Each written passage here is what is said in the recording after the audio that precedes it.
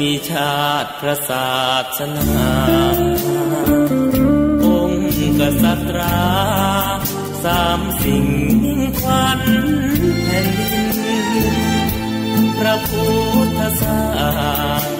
ขจัดโผยภัยให้สิ้นอย่าให้มีมนทิน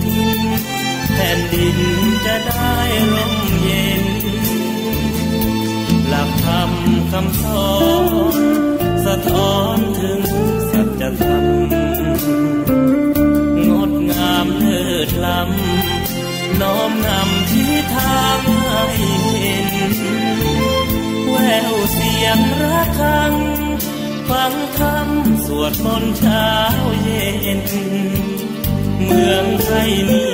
เป็นแผ่นดินแห่งพุทธธรรมท่านกำลังติดตามรับฟังสถานีวิทยุกระจายเสียงพระพุทธศาสนาแห่งชาติและสังคมคลื่นเพื่อการศึกษาพระพุทธศาสนาและวัฒนธรรมระบบ FM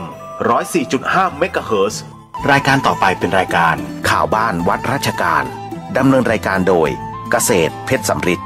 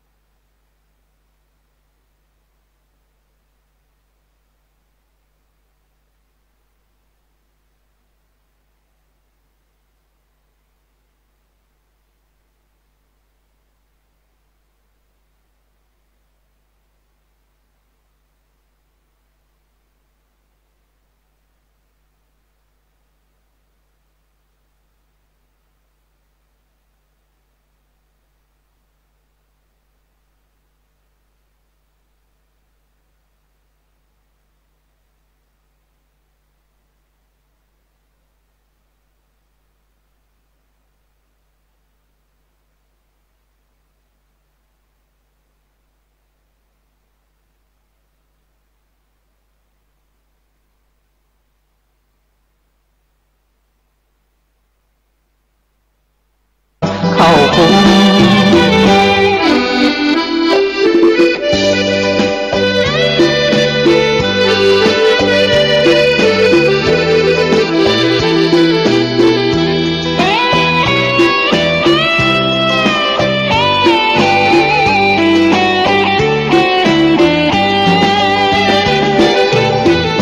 โทสะโทโสโมโหโมหะกำหนดไว้นะสติคอยคุ้มกำหนดใจและกายมิใช่เดาสุ่มสติคอยคุมรู้ตัวทั่วพร้อมสติกลับมาปัญญาร่าเริงจิตใจเคยเลิงรู้ตัวโดยอ้อมหากปล่อยใจกายเผลอไปทุกย่อมหัวใจก็ย่อมฟุ้งซ่านให้มานเข้าคุม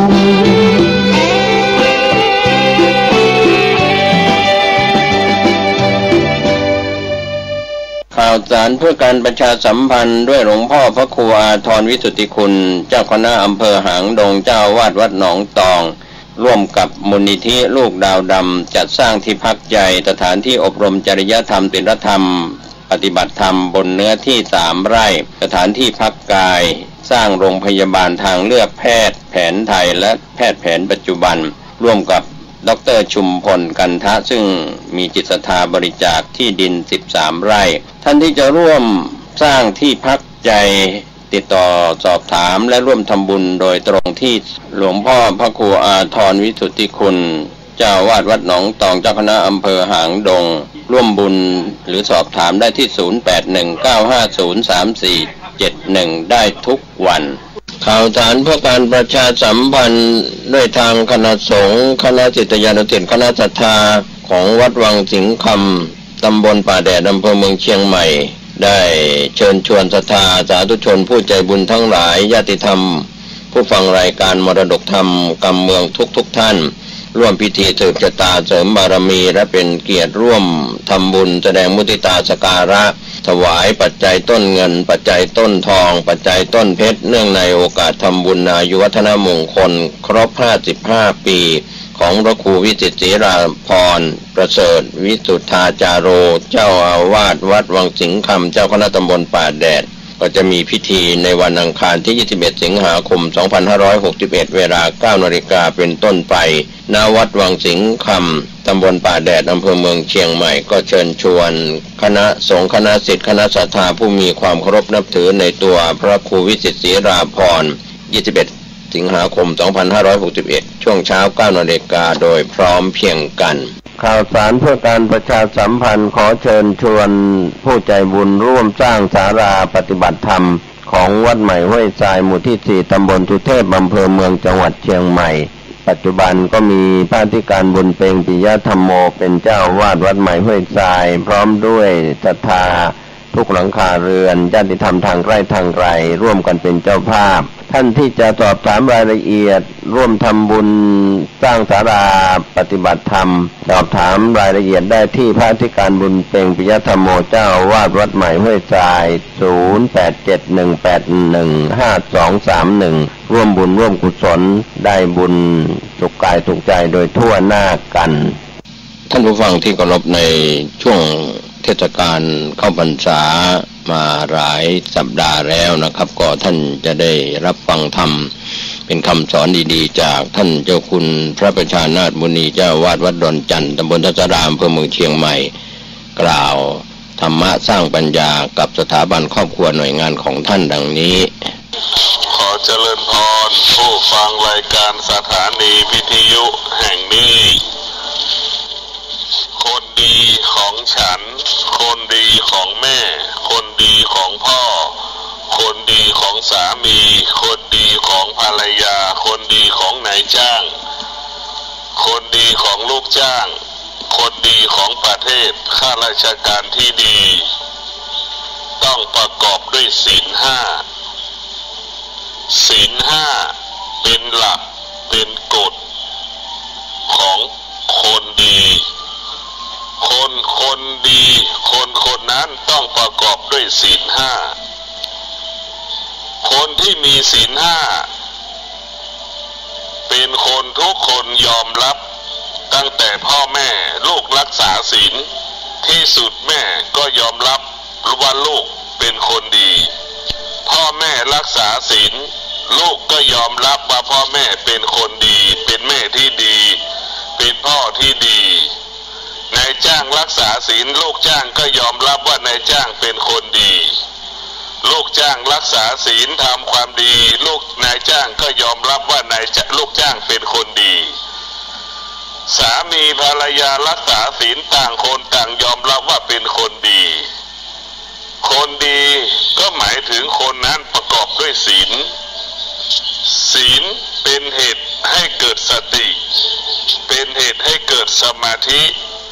ศีลเป็นเหตุให้เกิดสติเมื่อเรามีสติเมื่อเรามีสมาธิเราก็สามารถแยกแยะว่าอันไหนควรทำอันไหนไม่ควรทำอันไหนควรทำก่อนอันไหนควรทำหลังเรียกว่าศีลจะทำให้เรามีสติทำให้มีสมาธิสามารถให้เราแยกแยะอันไหน1 2 3อันไหนที่เราจะควรทำก่อนทำหลังนั่นแหละศีลจะทำให้เรามีสติทำให้เรามีสมาธิคนดีคือคนนั้นเคารพกฎหมายเคารพประเพณีคนนั้นเป็นคนดีคนดีก็เป็นคนที่ทุกคนยอมรับดั่งองค์พระบาทสมเด็จพระเจ้าอยู่หัวรัชกาลที่9พระองค์ท่านดำรงตนการเป็นกษัตริย์ด้วยบทบัญญัติหลักศีลห้าอัญเชิญบทบัญญัติหลักศีลห้ามากำกับกำหนดควบคุมการดำรงการเป็นพระมหากษัตริย์พระวรกายของพระองค์ท่านสะอาดและบริสุทธิ์วาจาพระองค์ท่านก็มีพลังอำนาจความคิดของพระองค์ท่านก็เจริญด้วยปัญญาสรุปแล้วพระองค์ท่านรัชกาลที่9ประกอบด้วยศีลเอาศีลมากำกับกำหนดควบคุมการเป็นพระมหากษัตริย์ พระองค์ท่านจึงสง่างามในท่ามกลางคนไทย70 ล้านคนพระองค์ท่านจึงโดดเด่นสง่างามเหนือกว่ากษัตริย์บนใดในโลกพระองค์ท่านจึงเป็นที่ยอมรับของคนทั่วโลกพระองค์ท่านกลายเป็นผู้ที่มีบุญบารมีพระองค์ท่านเป็นมนุษย์แต่พระองค์ท่านอยู่เหนือมนุษย์พระองค์ท่านเป็นกษัตริย์แต่พระองค์ท่านอยู่เหนือการเป็นกษัตริย์ทั้งปวงของโลกเราจะเห็นได้ว่าการมีบุญบารมีนั้นอยู่ที่ศีลเราจะมีอำนาจก็อยู่ที่ศีลเราจะมีบารมีก็อยู่ที่ศีลมีวาสนาก็อยู่ที่ศีลศีลจะทำให้เรานั้นอุดมสมบูรณ์ด้วยทรัพย์สมบัติและปัจจัย4ศีลจะทำให้เราโดดเด่นสง่างามดังอัญมณีชั้นหนึ่งของโลก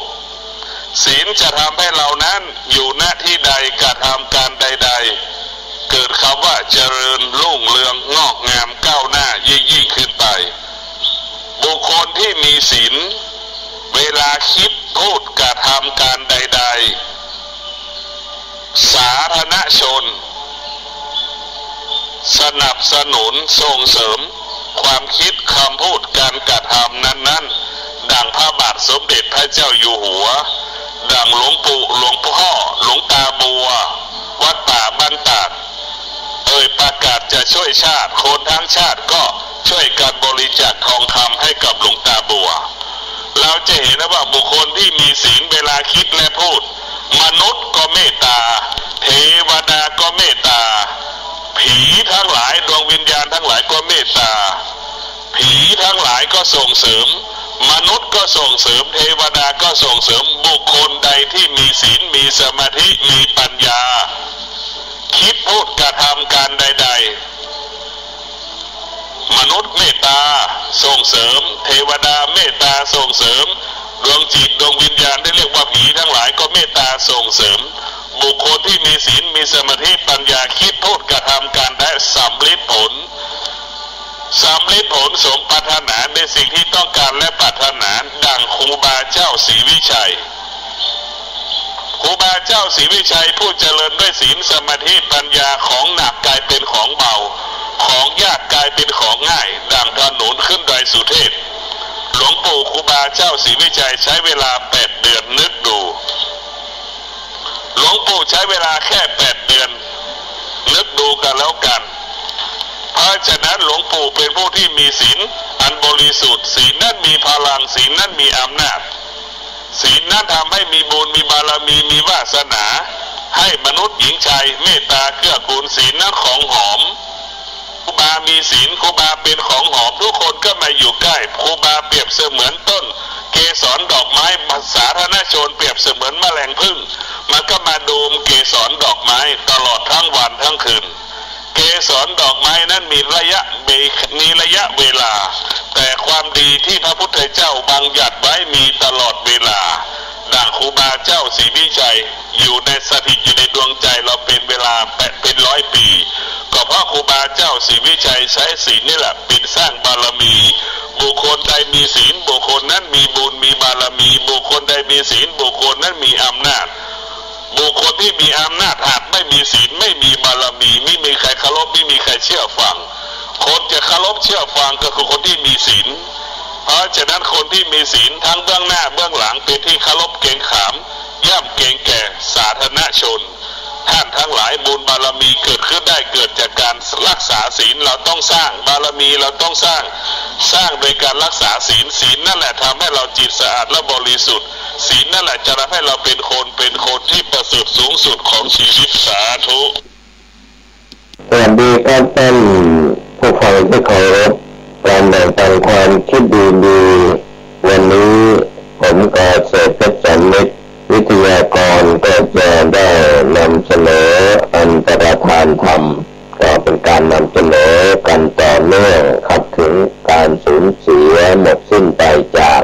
ธรรมที่จะสูญสิ้นไปครับเราก็พูดถึงพระไตรปิฎก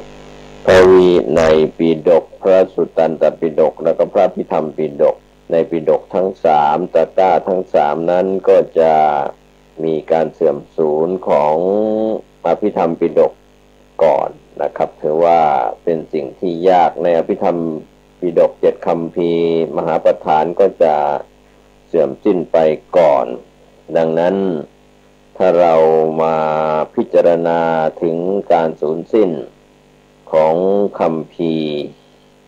มหาประธานนั้นก็ใน7คัมภีร์ของอภิธรรมก็ถือว่ายากที่สุดก็จะเสื่อมสูญไปก่อนเหมือนในส่วนของการศึกษาก็จะทำให้เสื่อมสูญไปสิ่งที่ยากก็จะเสื่อมสูญก่อนเรื่องนี้ก็เป็นส่วนที่เราจะได้ศึกษาความเสื่อมของอภิธรรมที่เราได้ศึกษาได้เรียนรู้เรื่องของจิตเจตสิกรูปนิพพานถ้าท่านผู้ฟังได้มีโอกาสเปรียบเทียบทฤษฎีพุทธศาสตร์กับวิทยาศาสตร์แล้วก็จะเห็นว่าพุทธศาสตร์คือกุศลเจตสิกนั้นเป็นพลังงานนามธรรมด้านสร้างสรรค์ส่วนวิทยาศาสตร์ก็เป็นโปรตอนเป็นอนุภาคที่มีประจุเป็นบวกฝ่ายอกุศลเจตสิกฝ่ายบาปพลังงานนามธรรมด้านการทำลายส่วนอิเล็กตรอนเป็นอนุภาคที่เป็นประจุลบใจนี่เป็นพลังงานนามธรรมมีคุณสมบัติเป็นกลางนิวตรอนเป็นอนุภาคที่มีประจุเป็นกลางดังนั้นการทำงานร่วมกันระหว่างจิตกับเจตสิกทั้งหมดเหล่านี้นะครับท่านผู้ฟังก็เรียกอีกอย่างหนึ่งว่าเป็นนามขันธ์สี่เมื่อจำแนกก็จะเห็นได้ว่าจิตใจนั้นเป็นวิญญาณขันธ์กองแห่งวิญญาณเวทนาเจตสิกก็เป็นเวทนาขันธ์กองแห่งเวทนาสุขทุกข์เฉยๆสัญญาเจตสิกก็เป็นสัญญาขันธ์กองแห่งสัญญาความจำได้หมายรู้ส่วนเจตสิกที่เหลือ50นั้นก็เป็นสังขารขันธ์รวมแล้วเวทนาสัญญาสังขารแล้วก็วิญญาณนี่ก็เป็นนามขันธ์สี่ท่านผู้ฟังซึ่งอาจจะยังไม่เคยศึกษาอภิธรรมมัตตสังคหะข้าปริเฉดมาก่อนก็อาจจะยังไม่เข้าใจเรื่องของจิเจรุนิซึ่งเป็นหัวใจของปรมัตถธรรมก็ในส่วนของจิเจก็คือจิตและก็เจตสิกตอนนี้เรากำลังจะพูดถึงเจตสิก52แต่ที่เราเรียกว่าเจตสิกขันธ์3ก็คือเวทนาสัญญาสังขารจิตกับเจตสิกย่อมเกิดขึ้นร่วมกันเสมอพระอาจารย์ธรรมโชติกะธรรมจริยะได้แสดงลักษณะของเจตสิกไว้อยู่4ประการนะครับท่านผู้ฟังขอให้พิจารณาตามไปด้วยว่า4ประการนั้นก็มีเอกุปาทะเจตสิกนี้เกิดขึ้นพร้อมกับจิตใจเสมอหมายความว่าเมื่อจิตเกิดเจตสิกก็เกิดขึ้นด้วยกันจะว่าจิตเกิดก่อนหรือว่าเจตสิกเกิดหลังหรือว่าเจตสิกเกิดก่อนจิตเกิดในภายหลังไม่ได้อันนี้เรียกว่าเอกุปาทะจิตกับเจตสิกนั้นเกิดพร้อมกันเอกานิโรธาในทำนองเดียวกันเมื่อจิตดับเจตสิกก็ดับไปด้วยไม่มีสิ่งใดดับก่อนหรือดับทีหลังดังนั้นขันธ์นั้นแปลว่าหมู่ก็ได้คณะก็ได้กองก็ได้ความว่างเปล่าจากตัวตนก็ได้ครับก็เป็นการแยกศัพท์ให้เห็น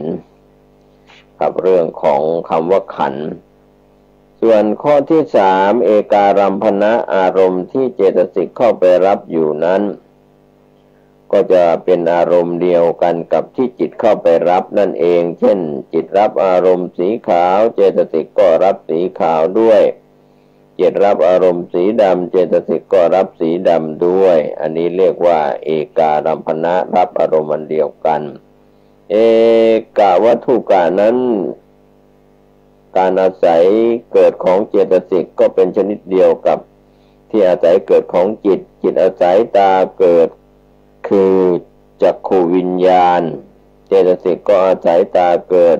จิตอาศัยหูเกิดโสตวิญญาณเจตสิกก็อาศัยหูเกิดจิตอาศัยหัวใจเกิดมโนวิญญาณเจตสิกก็อาศัยหัวใจเกิดดังนั้นผู้ที่กล่าวถึง จิตก็หมายความว่าจะต้องมีเจตสิกเกิดร่วมเสมอก็เป็นเรื่องที่อาจจะทำความเข้าใจยากสักเล็กน้อยเพราะว่าเป็นนามธรรมเรามองไม่เห็นเรื่องของจิตกับเจตสิกนั้นมีลักษณะเกิดดับ3ขณะเล็กก็คืออุปาทะเกิดขึ้นถีติตั้งอยู่พังคะดับไปไม่เรียกว่าตายหรือว่าจุตินะครับก็ถือว่าการเกิดขึ้นตั้งอยู่ดับไปของอายุการทำงานของจิตนอกจากที่เราทราบอาการทั้ง3นั้นแล้วนะครับเกิดขึ้นตั้งอยู่ดับไปเราเรียกว่าสภาวธรรมก็ได้นะครับดังนั้นก็จะตั้งอยู่ในความเป็นอนิจจังไม่เที่ยงหรือความไม่คงที่หรือคงที่ไม่ได้นานก็เรียกว่าต้องเปลี่ยนแปลงไป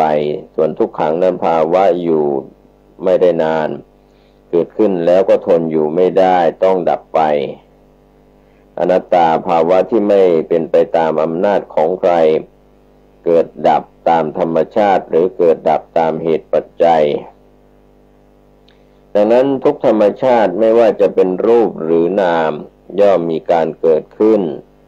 มีการตั้งอยู่มีการดับไปเหมือนกันขึ้นอยู่กับว่าธรรมชาตินั้นจะเกิดดับเร็วหรือว่าช้าเท่านั้นรูปธรรมทั้งหลายในโลกนี้มีอายุการเกิดขึ้นการตั้งอยู่การดับไปช้าเช่นการเกิดขึ้นตั้งอยู่ดับไปของคนช่วงระยะการเกิดถึงการดับประมาณ 50-60 ปีเซลล์ที่อยู่ในร่างกายของเราก็มีอายุการทำงาน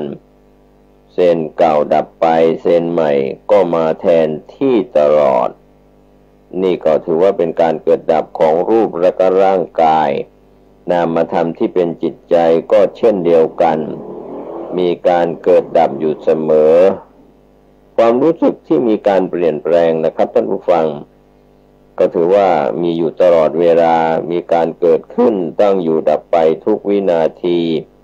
ความรู้สึกเก่าดับไปความรู้สึกใหม่ก็มาแทนที่อยู่ตลอดเวลาดังนั้นก็เหมือนกับขณะที่เราดูละครหรือว่าภาพยนตร์เราก็จะมีความรู้สึกเปลี่ยนแปลงไปตามบทละครอาการดีใจเกิดขึ้นแล้วก็ดับไปเศร้าใจเกิดต่อเศร้าใจดับไปความโกรธเกิดขึ้นต่อแล้วก็ความโกรธก็ดับไปเป็นลักษณะเช่นนี้นะครับ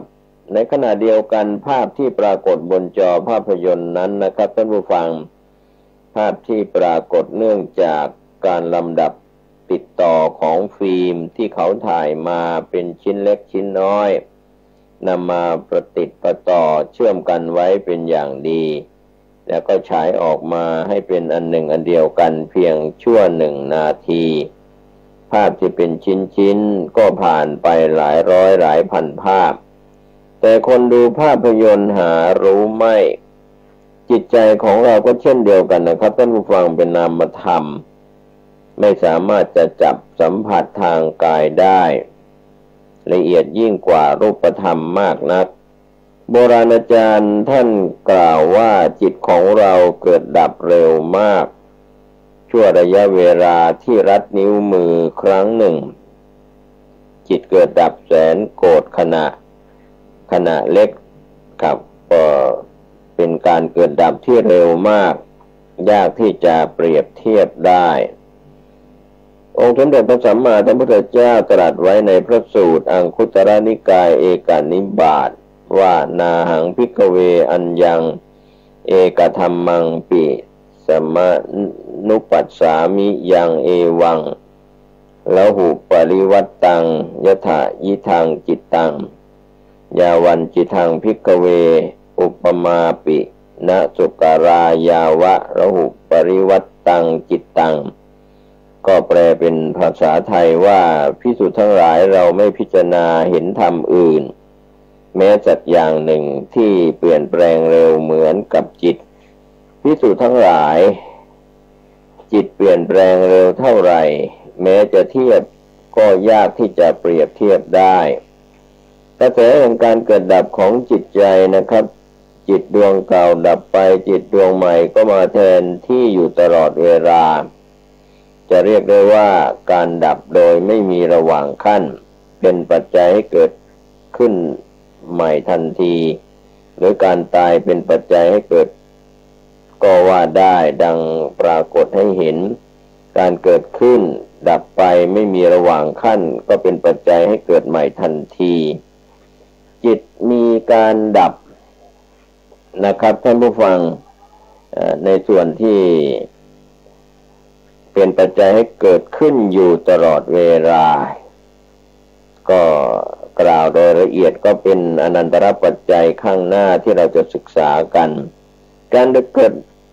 ดับของจิตนั้นยากที่จะรู้ได้ส่วนใหญ่เราก็เข้าใจว่าความรู้สึกไม่มีความเกิดดับมีแต่ความรู้สึกตั้งอยู่ตลอดเวลาความเป็นจริงแล้วนะครับท่านผู้ฟังการเกิดดับของจิตก็เหมือนกับแสงสว่างของหลอดไฟแสงสว่างนั้นไม่ใช่ว่ามีแสงสว่างตลอดเวลาแสงสว่างมีการเกิดดับอยู่ตลอดเวลาแสงสว่างเก่าดับไปแสงสว่างใหม่ก็มาแทนที่อยู่ตลอดเวลาก็เปรียบอุปมาเหมือนการก้าวเดินของคนเรานี่นะครับทั้งหมด5ก้าวก้าวที่1ก้าวที่2ก้าวที่3ก้าวที่4ก้าวที่5ก้าวที่1ดับไปก็หมดไปจึงเป็นเหตุให้เกิดก้าวที่2ก้าวที่2เกิดขึ้นแล้วก็ดับไปเป็นเหตุให้เกิดก้าวที่3ก้าวที่3เกิดขึ้นแล้วก็ดับไปเป็นเหตุให้เกิดก้าวที่4แล้วก็ก้าวที่5ตามลำดับก็จะเห็นได้ว่าทุกสิ่งทุกอย่างในโลกนี้นะครับท่านผู้ฟังล้วนแล้วแต่เป็นเหตุและก็ผลต่อกันและกันในขณะเดียวกันเหตุก็ไม่ได้เกิดขึ้นอย่างลอยๆมีปัจจัยต่างๆหนุนให้เกิดขึ้นด้วยดังนั้นจิตของมนุษย์เราหรือว่าจิตใจของมนุษย์และสัตว์ทุกประเภทนะครับจึงเป็นธนาคารฝากกุศลคือบุญแล้วก็อกุศลคือบาปให้กำไรทั้งดอกเบี้ยแล้วก็ปันผลประเภททวีคูณ7เท่าพระพุทธองค์ได้ทรงชี้แจงตรัสแสดงไว้ว่าการทำกุศลและอกุศลทุกวินาทีความจริงเร็วกว่านี้เป็นกระบวนการทำงานของจิต7พลังงานก็มีการถ่ายเทพลังงานจากดวงหนึ่งไปหาดวงหนึ่งสืบเนื่องไม่ขาดสายพลังงานของจิตใจดวงหนึ่งเกิดขึ้นแล้วก็ดับไปเป็นปัจจัยให้เกิดพลังงานจิตดวงใหม่ขึ้นมาก็เหมือนลูกตุ้ม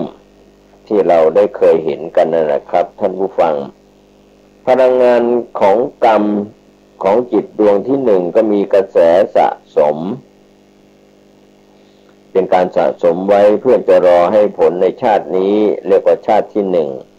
ก็มีการถ่ายเทไปสู่พลังงานต่อไปพลังงานของกรรมจิตดวงที่สองถ่ายเทไปสู่ดวงที่3ที่4ที่5ที่6ตามลำดับก็มีการสะสมกรรมไว้เพื่อที่จะส่งผลในชาติที่3จนถึงพระนิพพานตราบใดที่เรายังไม่พ้นจากวัฏสงสารนะครับเรียกว่าเวียนว่ายตายเกิดคือมีกรรมวัฏฏะสร้างกรรมแล้วก็รับผลของกรรมแล้วก็กิเลสวัฏฏะมีเครื่องเศร้าหมองมีความทยานอยากก็เป็นวัฏสงสารก็วนเวียนกันอยู่อย่างนี้ไม่มีที่สิ้นสุดดังนั้นพลังงานของกรรมคือจิตดวงสุดท้ายที่7นั้นรับช่วงมาจากดวงที่6ส่งผลไปเกิดเป็นอบายสัตว์มนุษย์เทวดาพรหมในชาติหน้าครับก็เป็นส่วนที่เราก็จะได้ขยายความเรื่องของกรรมปัจจัยในเรื่องของปัฏฐานนะครับท่านที่ไม่เคยศึกษาก็อาจจะไม่เข้าใจการเกิดขึ้นร่วมกันระหว่างจิตกับเจตสิกนั้นเราเรียกว่าจิตตุปบาทครับก็คือการเกิดขึ้นร่วมระหว่างจิตกับเจตสิก ไม่ได้เกิดขึ้นอย่างลอยๆนัตถิกะทิฏฐิเป็นความเห็นที่ผิดนะเขาปฏิเสธความไม่มีเป็นความเห็นผิดแต่เกิดขึ้นจากเหตุปัจจัยหลายประการทั้งหมด24เหตุปัจจัยก่อนที่เราจะทำความเข้าใจเรื่องของปัจจัย24ในมหาปฐานนั้นก็ขอทำความเข้าใจกับท่านผู้ฟังเรื่องของเหตุและปัจจัยตามหลักในทางพระพุทธศาสนาคำว่าเหตุปัจจัยสองคำนี้มีความหมายที่แตกต่างกันเหตุ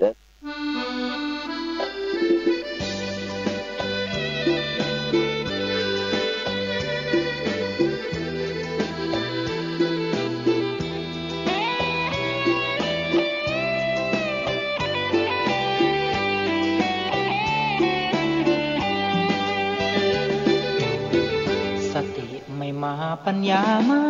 มีถ้อยคำนี้ควรฟังไว้เถิดหากสติมาแล้วปัญญาเกิดตัณหาตะเลิดกิเลสสลายสติไม่มาปัญญาไม่มีจดจำคำนี้วลีง่ายปล่อยใจกระเจิงระเริงละลายเผลอใจลืมกายไร้ความควบคุมโทสะโทโสโมโหโมหังกำหนดไว้นะสติคอยคุ้มกำหนดใจและกายมิใช่เดาสุ่มสติคอยคุมรู้ตัวทั่วพร้อมสติกลับมาปัญญาร่าเริงจิตใจเคยเลิงรู้ตัวโดยอ้อมหากปล่อยใจกายเผลอไปทุกย่อมหัวใจก็ย่อมฟุ้งซ่านให้มานเข้าคุม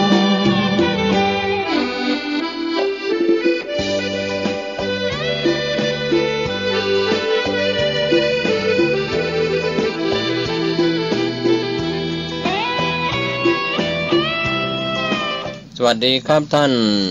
ผู้ชมและท่านผู้ฟังที่เคารพข่าวชาวบ้านเสียงธรรมเสียงข่าวผมเกษตรเพชรนิตบรรณาธิการข่าวก้าวหน้านิวทีมข่าวทีมงานผมในนามนายทะเบียนสมาคมนักข่าวเชียงใหม่ร่วมกับนายกิตติมนต์ จริโชคไพศาลนายกสมาคมกรรมการบริหารที่ปรึกษาสมาชิกของสมาคมนักข่าวเชียงใหม่ร่วมกับชมรมบรรณาธิการข่าวภูมิภาคแห่งประเทศไทย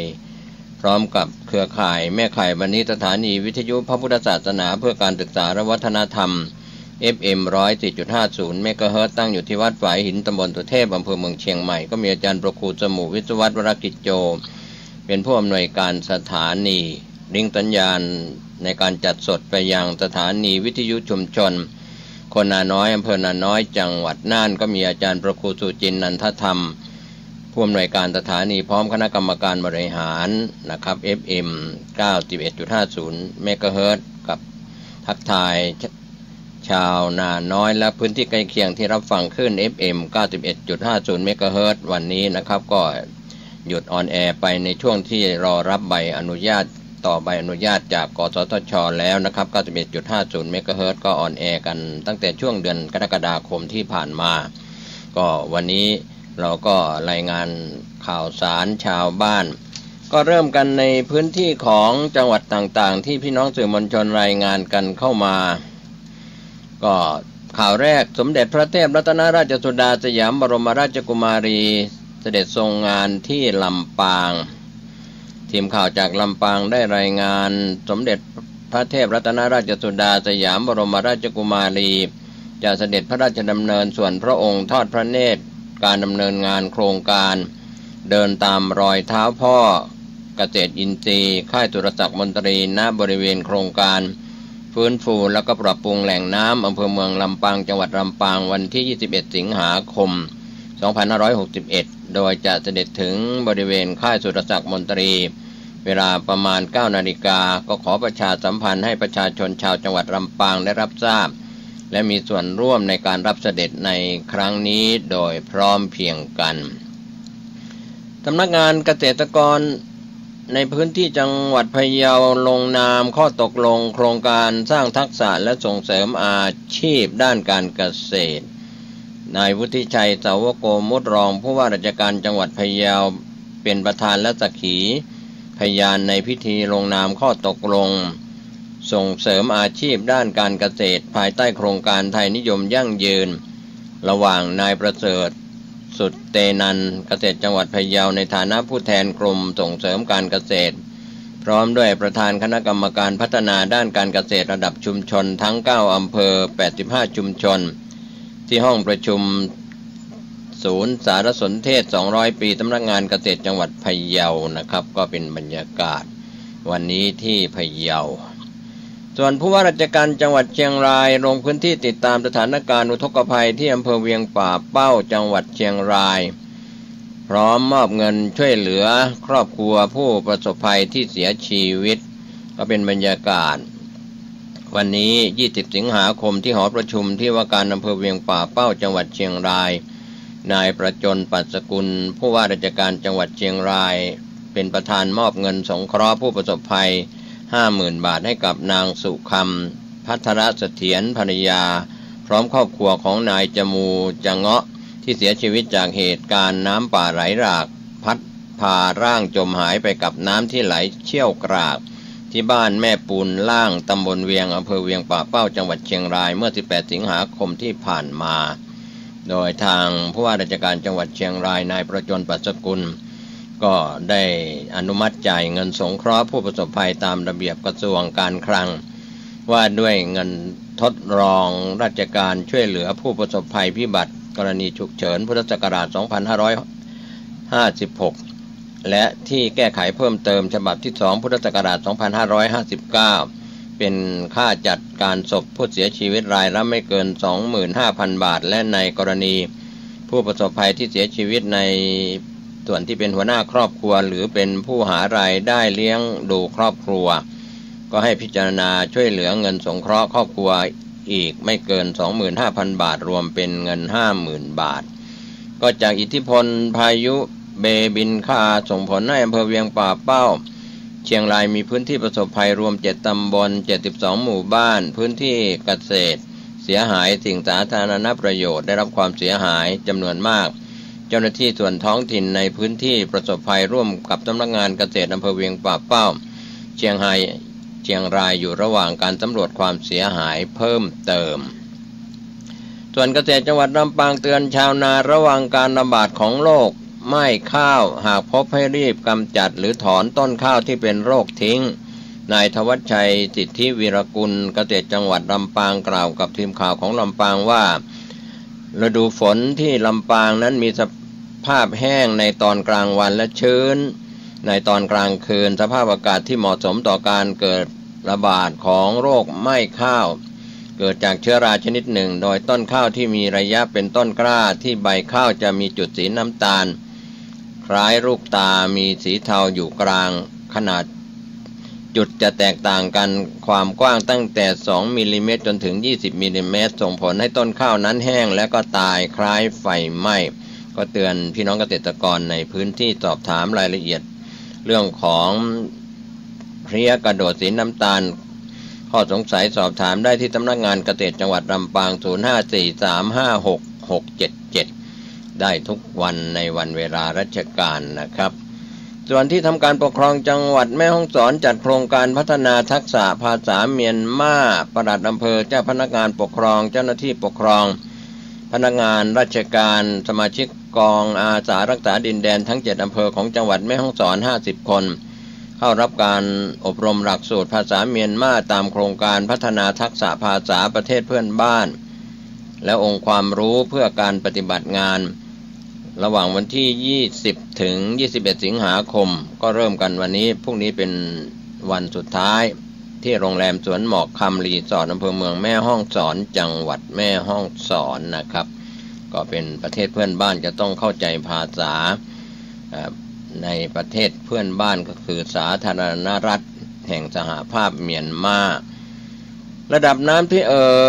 เข้าท่วมโรงเรียนรังสีวิทยาลดลงสู่ระดับปกติแล้วนายธีรเดชขัตติยะหัวหน้าสำนักงานป้องกันและบรรเทาสาธารณภัยจังหวัดเชียงใหม่สาขาฝางสายเหนือรายงานจากอิทธิพลพายุโซนร้อนเบบินคาน้ำท่วมพื้นที่โรงเรียนรังสีวิทยาอำเภอฝางจังหวัดเชียงใหม่คืนที่ผ่านมาองค์การบริหารส่วนจังหวัดเชียงใหม่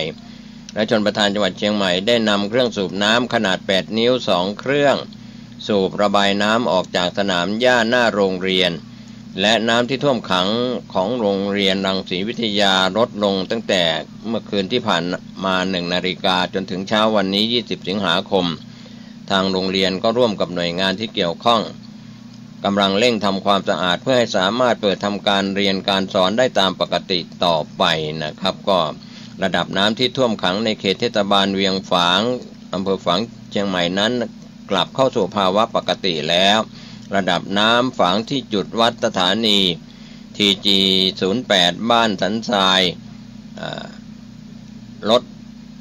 สันทรายคลองน้อยระดับน้ำอยู่ที่ 4.9 เมตรซึ่ง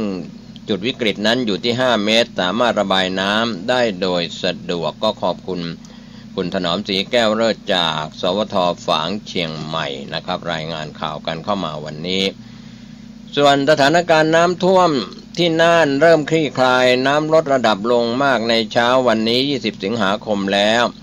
นายไพศาลวิมลรัตน์ผู้ว่าราชการจังหวัดน่านได้มอบหมายให้เทศบาลเมืองน่านและหน่วยงานที่เกี่ยวข้องเร่งช่วยเหลือประชาชนฉีดน้ำทำความสะอาดบ้านเรือนถนนหลังสถานการณ์น้ำเริ่มคลี่คลายพื้นที่เริ่มดำเนินการใช้ในเช้านี้ที่ตลาดตั้งจิตนุสรณ์เทศบาลเมืองน่านพร้อมหน่วยงานที่เกี่ยวข้องเร่งกวาดทำความสะอาดฉีดน้ำล้างเป็นในส่วนบริเวณถนนเพื่อให้การสัญจรได้สะดวกการดำเนินการทำความสะอาดในบริเวณตลาดตั้งจิตนุสรณ์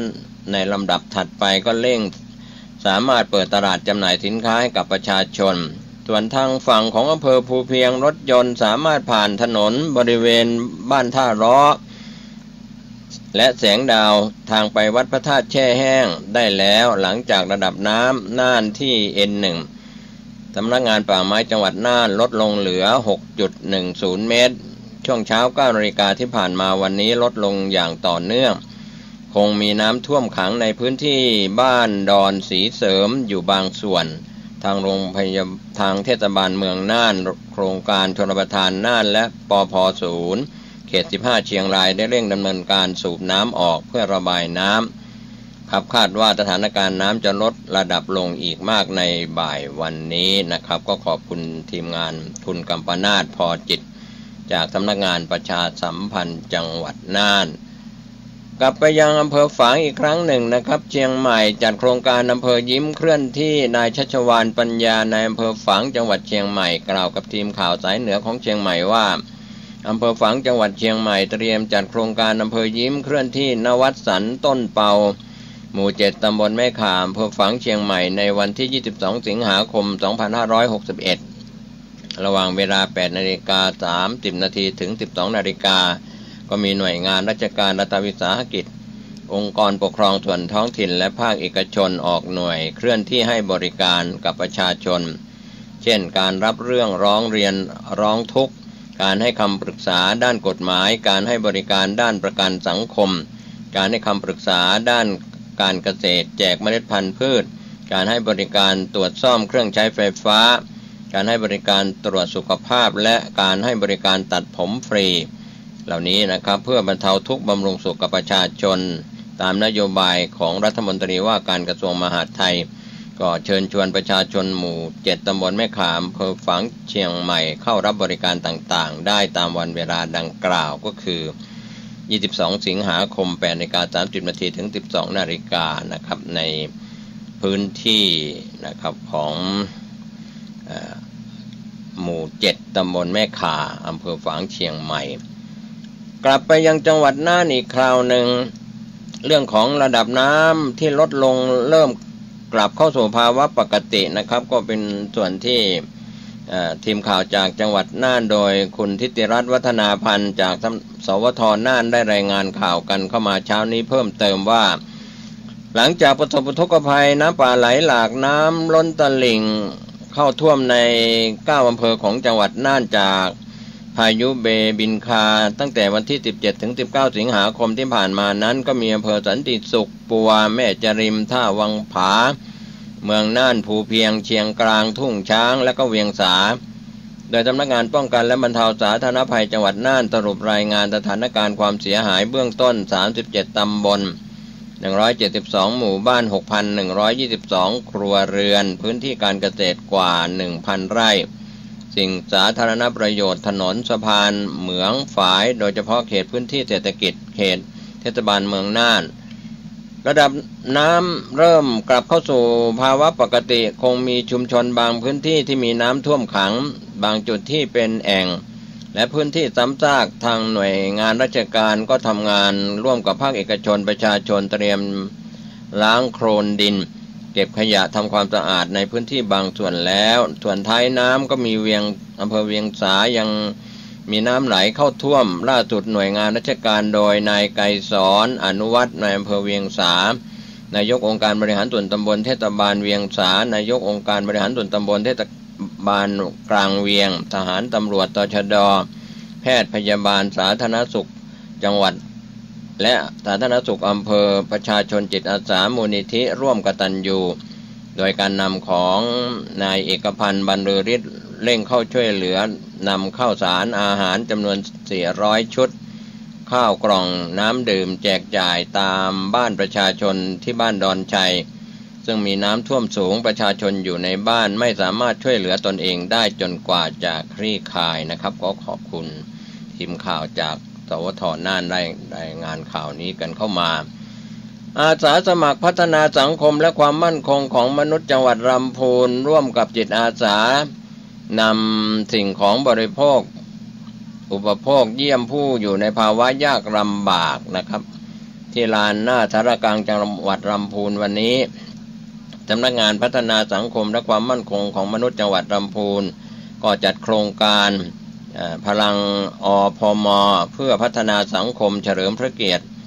สมเด็จพระเจ้าอยู่หัวมหาวชิราลงกรณ์บดินทรเทพยวรางกูลเพื่อสืบสานพระราชปณิธานของสมเด็จพระเจ้าอยู่หัวโดยการรวมพลังกลุ่มจิตอาสาเราทำความดีด้วยหัวใจและอาสาสมัครพัฒนาสังคมและความมั่นคงของมนุษย์จังหวัดลำพูน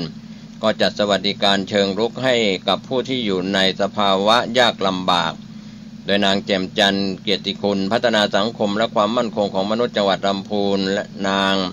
รัชยาหั่นตระกูลหัวหน้าบ้านพักเด็กและครอบครัวจังหวัดลำพูนก็มอบสิ่งของอุปโภคบริโภคให้กับอาสาสมัครพัฒนาสังคมและความมั่นคงของมนุษย์จังหวัดลำพูนนำไปมอบให้กับผู้ที่อยู่ในสภาวะยากลำบากทั้ง8อำเภอของจังหวัดลำพูนก็ขอบคุณทีมข่าวจากสำนักงานประชาสัมพันธ์จังหวัดลำพูนสำนักงานพัฒนาฝีมือแรงงานพะเยาลุยฝึกอบรมผู้มีรายได้น้อยดำเนินการไปแล้วกว่า 3,100 คนก็เป็นส่วนที่นายเสริมสกุลพจนการุณผู้อำนวยการสำนักงานพัฒนาฝีมือแรงงานพะเยากล่าวกับทีมข่าวของพะเยาว่าเร่งฝึกอาชีพเสริมให้กับผู้มีรายได้น้อยที่ลงทะเบียนสวัสดิการแห่งรัฐพร้อม4สาขา90คนมีสาขาศิลปะประดิษฐ์การทำเดคูพาร์ทณศูนย์การเรียนรู้กองทุนแม่ของแผ่นดินบ้านใหม่ดงหมู่ที่2ตำบลบ้านใหม่อำเภอเมืองพะเยาสาขาศิลปะประดิษฐ์การถักโครเชต์ณศูนย์พัฒนาคุณภาพชีวิตและส่งเสริมอาชีพผู้สูงอายุเทศบาลตำบลทุ่งรวงทองอำเภอจุนสาขาการประกอบอาหารไทยณศาลาอเนกประสงค์หมู่ที่8ตำบลจำป่าหวายอำเภอเมืองพะเยาและสาขาการทำขนมไทยณศาลาอเนกประสงค์บ้านค้างหงหมู่ที่13ตำบลจุนอำเภอจุนจังหวัดพะเยาเรื่องนี้ทางนายเสริมสกุลพจนการุณผู้อำนวยการสำนักงานพัฒนาฝีมือแรงงานพะเยากล่าวในช่วงท้ายว่าสำนักงานจัดสรรปันเป้าหมายของโครงการเพิ่มศักยภาพให้กับผู้มีรายได้น้อยที่ลงทะเบียนสวัสดิการแห่งรัฐสร้างงานสร้างอาชีพเพิ่มรายได้โค ความมั่นคงในชีวิตในปีงบประมาณ 2561 ถึง 5,388 คน แบ่งเป็นการฝึกอาชีพเร่งด่วนสาขาช่างอเนกประสงค์ช่างชุมชน 288 คนการฝึกอาชีพเสริม 58 หลักสูตร 5,100 คนดำเนินการฝึกไปแล้ว 3,182 คนคิดเป็นร้อยละ 59.06 ของเป้าหมายทั้งหมดที่ได้รับแบ่งเป็นการฝึกอาชีพเร่งด่วนสาขาช่างอเนกประสงค์ 90 คนฝึกอาชีพเสริม 3,092 คน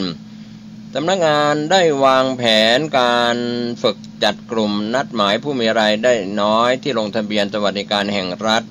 ที่เหลือทั้งหมดอีกจำนวน 2,206 คนเข้ารับการฝึกอบรมให้แล้วเสร็จภายในวันที่ 30 กันยายน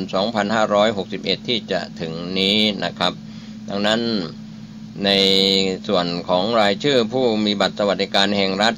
ที่ผ่านการฝึกอบรมทั้งหมดก็จะได้ติดตาม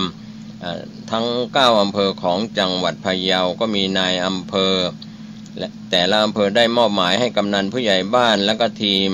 AO ประจำอำเภอติดตามผลการมีงานทำและการมีรายได้เพิ่มของผู้ผ่านการฝึกอบรมนะครับกำหนดให้ผู้ผ่านการฝึกอบรมต้องมีงานทำมีรายได้เพิ่มขึ้นมากกว่าปีละ 30,000 บาทและไม่น้อยกว่า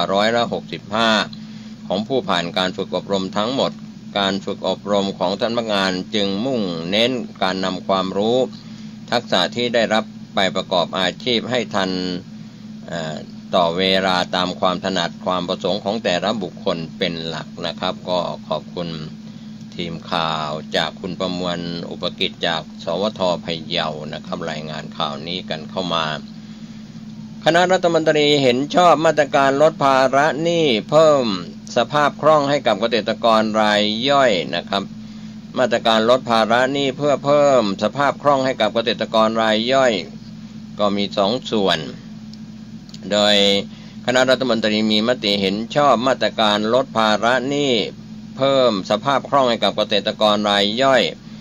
เห็นชอบวงเงินงบประมาณงบกลางรายการเงินสำรองจ่ายเพื่อกรณีฉุกเฉินหรือจำเป็นปีงบประมาณ 2561 สำหรับวงเงินชดเชยดอกเบี้ยเงินกู้ของเดือนสิงหาคมและเดือนกันยายน 2561 จำนวน 2,724 ล้านบาทเศษนะครับชดเชยดอกเบี้ยเงินกู้แทนเกษตรกรลูกค้าธกส.ตามที่กระทรวงการคลังเสนอนะครับก็เป็นส่วนที่เป็นมาตรการลดนะครับโครงการ2โครงการก็มีโครงการขยายเวลาชำระหนี้ให้กับเกษตรกรลูกค้าธกส.แล้วก็โครงการลดดอกเบี้ยเงินกู้ให้กับเกษตรกรรายย่อยนะครับก็มีรายละเอียดนะครับที่ทางทีมข่าวเราได้รับรายงานกันเข้ามาก็ขออนุญาตแจ้งในส่วนมาตรการมติครม.ที่ท่านได้รับรู้รับทราบกันกลับมายังจังหวัดน่านอีกข่าวหนึ่งซึ่งรายงานกันเข้ามาเมื่อสักครู่นี้แพทย์จังหวัดน่านเตือนให้การใช้ยาป้องกันโรคฉี่หนูให้กินได้เฉพาะกลุ่มที่เสี่ยงสัมผัสน้ำนานเกิน1 ชั่วโมงทีมข่าวจากคุณทิติรัตน์วัฒนาพันธ์สวท.น่านได้รายงานกันเข้ามาเมื่อสักครู่นี้ว่านายแพทย์พงเทพวงศ์วัชรภัยบูรณ์รองผู้อำนวยการโรงพยาบาลน่านกล่าวกับทีมข่าวว่าห่วงใยประชาชนชาวจังหวัดน่านที่ต้องประสบภัยน้ำท่วมก็ออกเตือนประชาชนในการใช้ยาป้องกันโรคฉี่หนูหรือยาด็อกซี่ไซคลีนซึ่งเป็นยาปฏิชีวนะผู้ที่จะรับประทานยานี้ได้เพื่อป้องกันโรคฉี่หนูที่มากับน้ำผู้ที่ลงน้ำเพื่อช่วยเหลือประชาชนที่ถูกน้ำท่วมผู้ที่บาดแผลจากการทำงานต่างๆตำรวจทหารอาสาสมัครทุกหน่วยงานที่ลุยน้ำเข้าไปช่วยเหลือฟื้นฟูผู้ที่ลงแช่น้ำนานเกิน1 ชั่วโมงหรือมีบาดแผลในบริเวณที่แช่น้ำจนหนังเปื่อยให้รับประทานยาป้องกันโรคฉี่หนูหลังอาหารทันที2 เม็ดเพียงครั้งเดียวเท่านั้นอาจจะมีอาการตอบสนองคลื่นไส้อาเจียนโดยจะไม่แนะนำให้บุคคลทั่วไปที่ไม่ได้สัมผัสน้ำไม่แนะนำในหญิงตั้งครรภ์และเด็กอายุต่ำกว่า12 ปีห้ามรับประทานเนื่องจากเป็นยาป ฏิชีวนะและเป็นยาแรงขณะนี้ทางโรงพยาบาลน่านได้จัดหน่วยบริการเคลื่อนที่ประจำจุดพื้นที่น้ำท่วมต่างๆในทุกอำเภอสามารถทำแผลรับยาต่างๆโดยกระจายยาไปยังประธานอสม.ทุกอำเภอทุกตำบลเพื่อเข้าถึงชุมชนเขตน้ำท่วมได้อย่างทั่วถึงนะครับก็เป็นเรื่องราวข่าวที่เกิดขึ้นท้ายข่าววันนี้ก็ขอประชาสัมพันธ์นะครับในส่วนของการลงนามจากหนังสือของหลวงพ่อพระเทพปริยัติเจ้าคณะจังหวัดเชียงใหม่เจ้าอาวาสวัดเจ็ดยอดพระรามหลวงหนังสือที่จจชมวงเล็บว117/2561สำนักงานเจ้าคณะจังหวัดเชียงใหม่วัดเจ็ดยอดพระรามหลวงอำเภอเมืองเชียงใหม่จังหวัดเชียงใหม่7 สิงหาคม 2561ก็ตามที่คณะสงฆ์จังหวัดเชียงใหม่จัดโครงการวิปัสสนาธุระประจำปี 2561เป็นโครงการต่อเนื่องตลอดของปีที่พุทธมณฑลจังหวัดเชียงใหม่ตำบลป่าเมี่ยงอำเภอดอยสะเก็ดจังหวัดเชียงใหม่จัดเดือนละ1 ครั้งครั้งแรกก็เริ่มต้นแล้ว17 ถึง 19 สิงหาคม 2561ที่ผ่านมาครับก็เป็นส่วนที่ทางทีมข่าวเราได้รับรายงานกันเข้ามาก็เป็นประกาศของคณะสงฆ์ที่แต่งตั้งคณะกรรมการโครงการวิปัสสนาธุระคณะสงฆ์จังหวัดเชียงใหม่ก็มีรายละเอียดที่จะปฏิบัติวิปัสสนากรรมฐานเป็นสัปดาห์ที่3ของเดือนนะครับศุกร์เสาร์อาทิตย์นะครับคณะกรรมการที่ปรึกษาและอุปถัมภ์มีพระเดชพระคุณพระพรหมมงคลหลวงปู่ทองเตนิมังคโรวัดพระธาตุสีจอมทองวรวิหารเป็นประธานกรรมการพระธรรมเสนาบดีวัดพระธาตุดอยสุเทพราชวรวิหารเป็นรองประธานกรรมการพระเทพโกศลวัดศรีโสดาพระอารามหลวงเป็นรองประธานกรรมการพระราชกิตติสุนทรวัดเจดีย์งามอำเภอฝางเชียงใหม่เป็นกรรมการพระมงคลสิริวัดชัยสถานเป็นกรรมการฝ่ายคฤหัสถ์ก็มีผู้ว่าราชการจังหวัดเชียงใหม่เป็นประธานนายกองค์การบริหารส่วนจังหวัดเชียงใหม่เป็นรองประธานผู้อำนวยการสำนักงานพระพุทธศาสนาจังหวัดเชียงใหม่เป็นรองประธานวัฒนธรรมจังหวัดเชียงใหม่เป็นรองประธานผู้อำนวยการสำนักประชาสัมพันธ์เขต3ศึกษาธิการจังหวัดเชียงใหม่ผู้อำนวยการสำนักงานเขตพื้นที่การศึกษามัธยมศึกษาเขตที่36ผู้อำนวยการสำนักงานเขตพื้นที่การศึกษาประถมศึกษาเชียงใหม่เขต1นายกสมาคมโรงเรียนเอกชนจังหวัดเชียงใหม่เป็นกรรมการรองศาสตราจารย์ดร.บุญนิลเกตเป็นกรรมการนะครับก็เป็นส่วนที่รายนามคณะกรรมการส่วนฝ่ายต่างๆที่แบ่งงานกันไปแล้วไม่ว่าจะเป็นคณะกรรมการฝ่ายอำนวยการฝ่ายบรรพชิตฝ่ายคฤหัสถ์นะครับคณะกรรมการฝ่ายระดมทุนทรัพย์สนับสนุนงบประมาณการใช้จ่ายฝ่ายบรรพชิตแล้วก็ฝ่ายคฤหัสถ์ส่วนคณะกรรมการฝ่ายวิปัสสนาจารย์ก็จะจัดฝ่ายบรรพชิตมีพระวิปัสสนาจารย์สอนวิปัสสนาท่านเจ้าคุณพระภาวนาธรรมาภิรัตน์เจ้าสำนักปฏิบัติธรรมวัดร่ำเปิงตะโพธารามตำบลสุเทพอำเภอเมืองเชียงใหม่เป็นประธานกรรมการมีท่านเจ้าคุณสวรรณเมธีรองเจ้าคณะอำเภอจอมทองเป็นรองประธานมีพระอมรเวที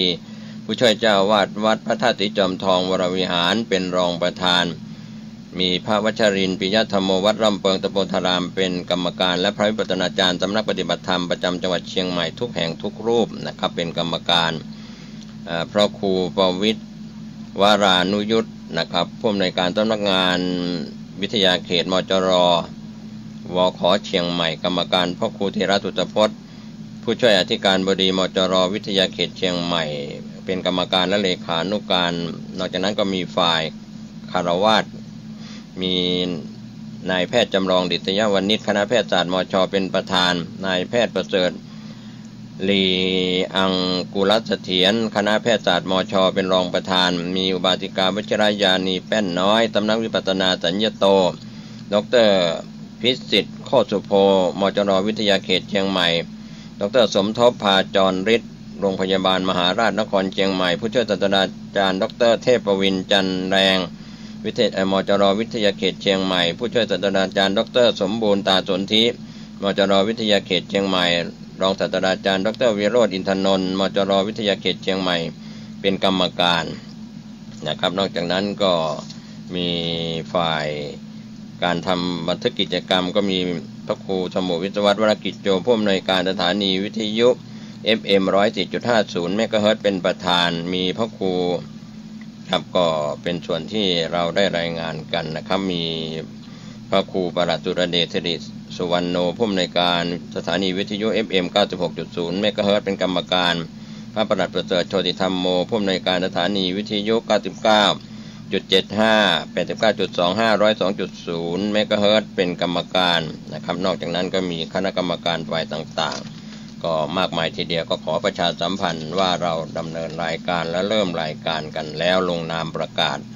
โดยพระเทพปริยัติเจ้าคณะจังหวัดเชียงใหม่ประธานกรรมการดำเนินโครงการวิปัสสนาธุระคณะสงฆ์จังหวัดเชียงใหม่31 กรกฎาคม 2561 ที่ผ่านมานะครับก็ประชาสัมพันธ์ทยอยประชาสัมพันธ์กันไปนะครับส่วนรายการรถด่วนขบวนพิเศษขบวนที่จะมีขึ้นในครั้งต่อไปเป็นครั้งที่ 4 วันอาทิตย์ที่ 26 สิงหาคมที่วัดศรีโพธารามตำบลยางเนิ้งอำเภอสารพีจังหวัดเชียงใหม่ 20 นาฬิกาฟังพัฒ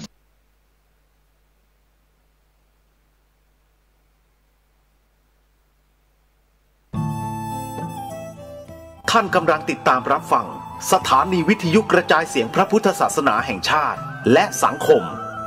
คลื่นเพื่อการศึกษาพระพุทธศาสนาและวัฒนธรรมระบบ FM 104.5 เมกะเฮิรตซ์รายการต่อไปเป็นรายการเสียงธรรมจากวัดศรีโสดา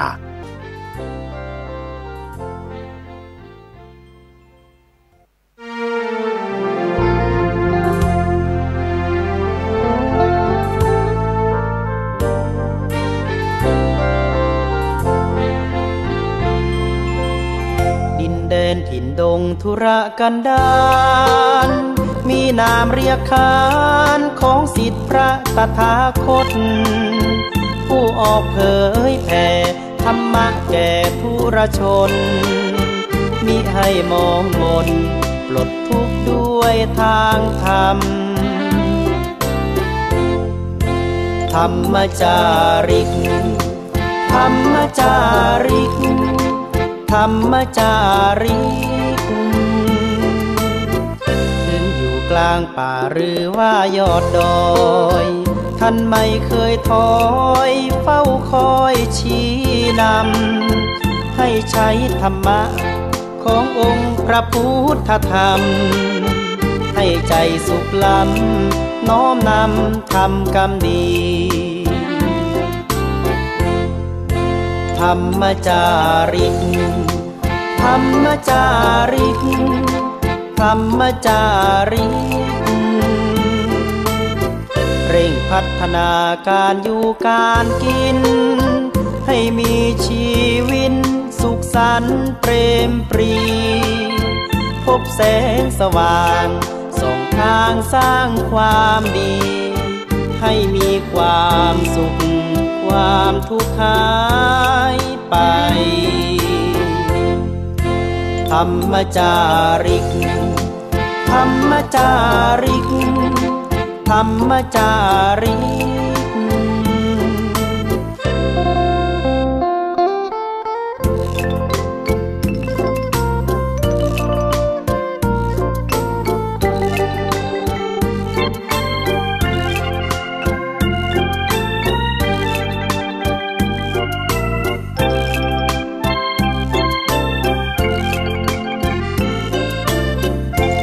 พัฒนาการอยู่การกิน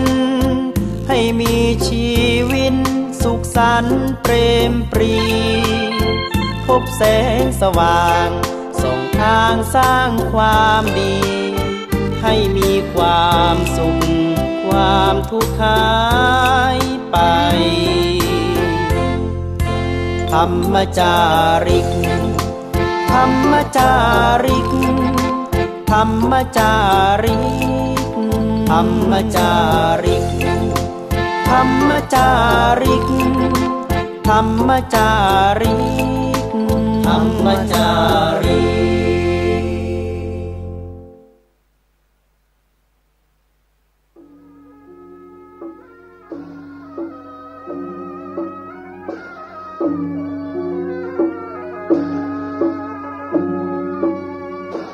เ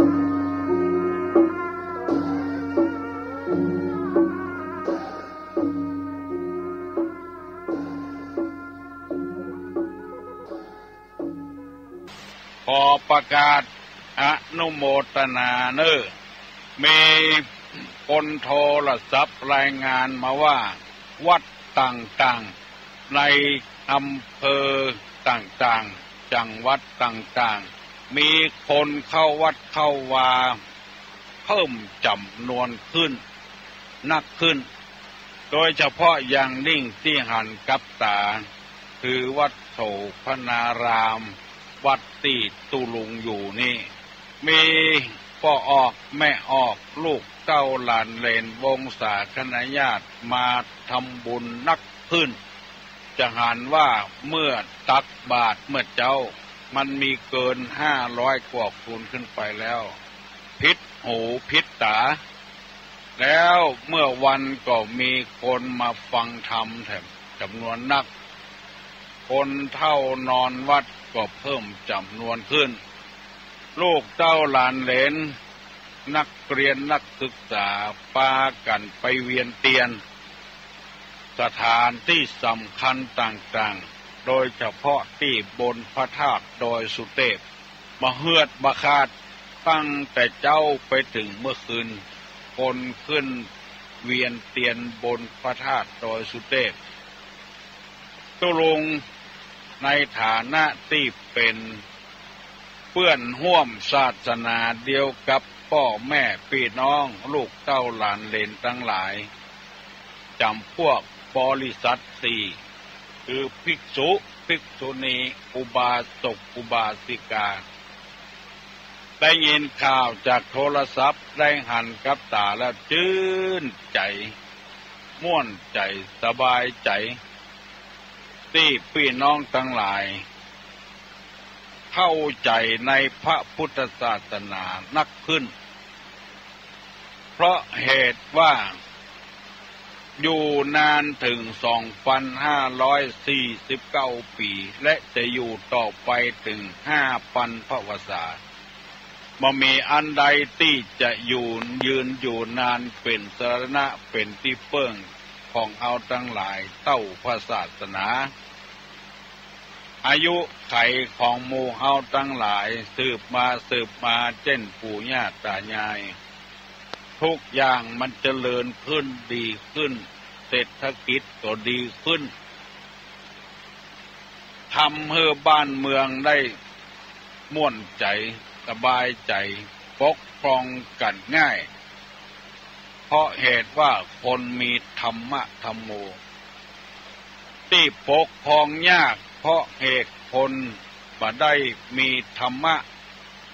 ไว้ในจิตในใจเอาใจตัวเองว่าบางทีก็เอากฎหมายว่าอย่างเดียวมาตราโน้นมาตรานี้มันขัดต่อจริยธรรมศีลธรรมฝืนใจของคนที่ปฏิบัติธรรมเพราะฉะนั้นหมู่เฮาทั้งหลายถูกต้องแล้วทำดีแล้วตุลงได้นำเอาคำว่าคิดมาเสนอให้พี่น้องทั้งหลายได้หยุดไปหลายวันเพราะว่าวันสำคัญเทศกาลเข้ามาถึงวันนี้จะได้ต่อกรรมที่ว่าไผเนี่ยอย่างก็บ่ดีคนหนุ่มแบกตุง3 หางก็ว่าบ่ดีคนหนุ่มไปฟังธรรมก็ว่าบ่ดีคนหนุ่มไปปฏิบัติธรรมก็ว่าบ่ดีคนหนุ่มไปนอนวัดไปจำศีลภาวนาก็ว่าบ่ดีอันยังก็บ่ดีสักอย่างบ่มีหลักบ่มีฐานตุลงได้เสนอไปว่าอันใดที่ทำไปแล้วเดือดร้อนตัวเองเดือดร้อนคนอื่นอันนั้นแหละคือของบ่ดีอันใดที่บ่เดือดร้อนคนอื่นบ่เดือดร้อนตนเองอันนั้นบ่คิดบ่จาอย่างทำไปเตอะคนที่ว่านั่นแหละคือเป็นคนคิดไปตึด หนทางที่เปิ้นจะเดินดังที่นำเสนอไปแล้ว2 ข้อ 3 ข้อของที่บดีของที่กึด1ตึดกระแสคือตึดหนทางเดินของเปิ้นตึดแม่น้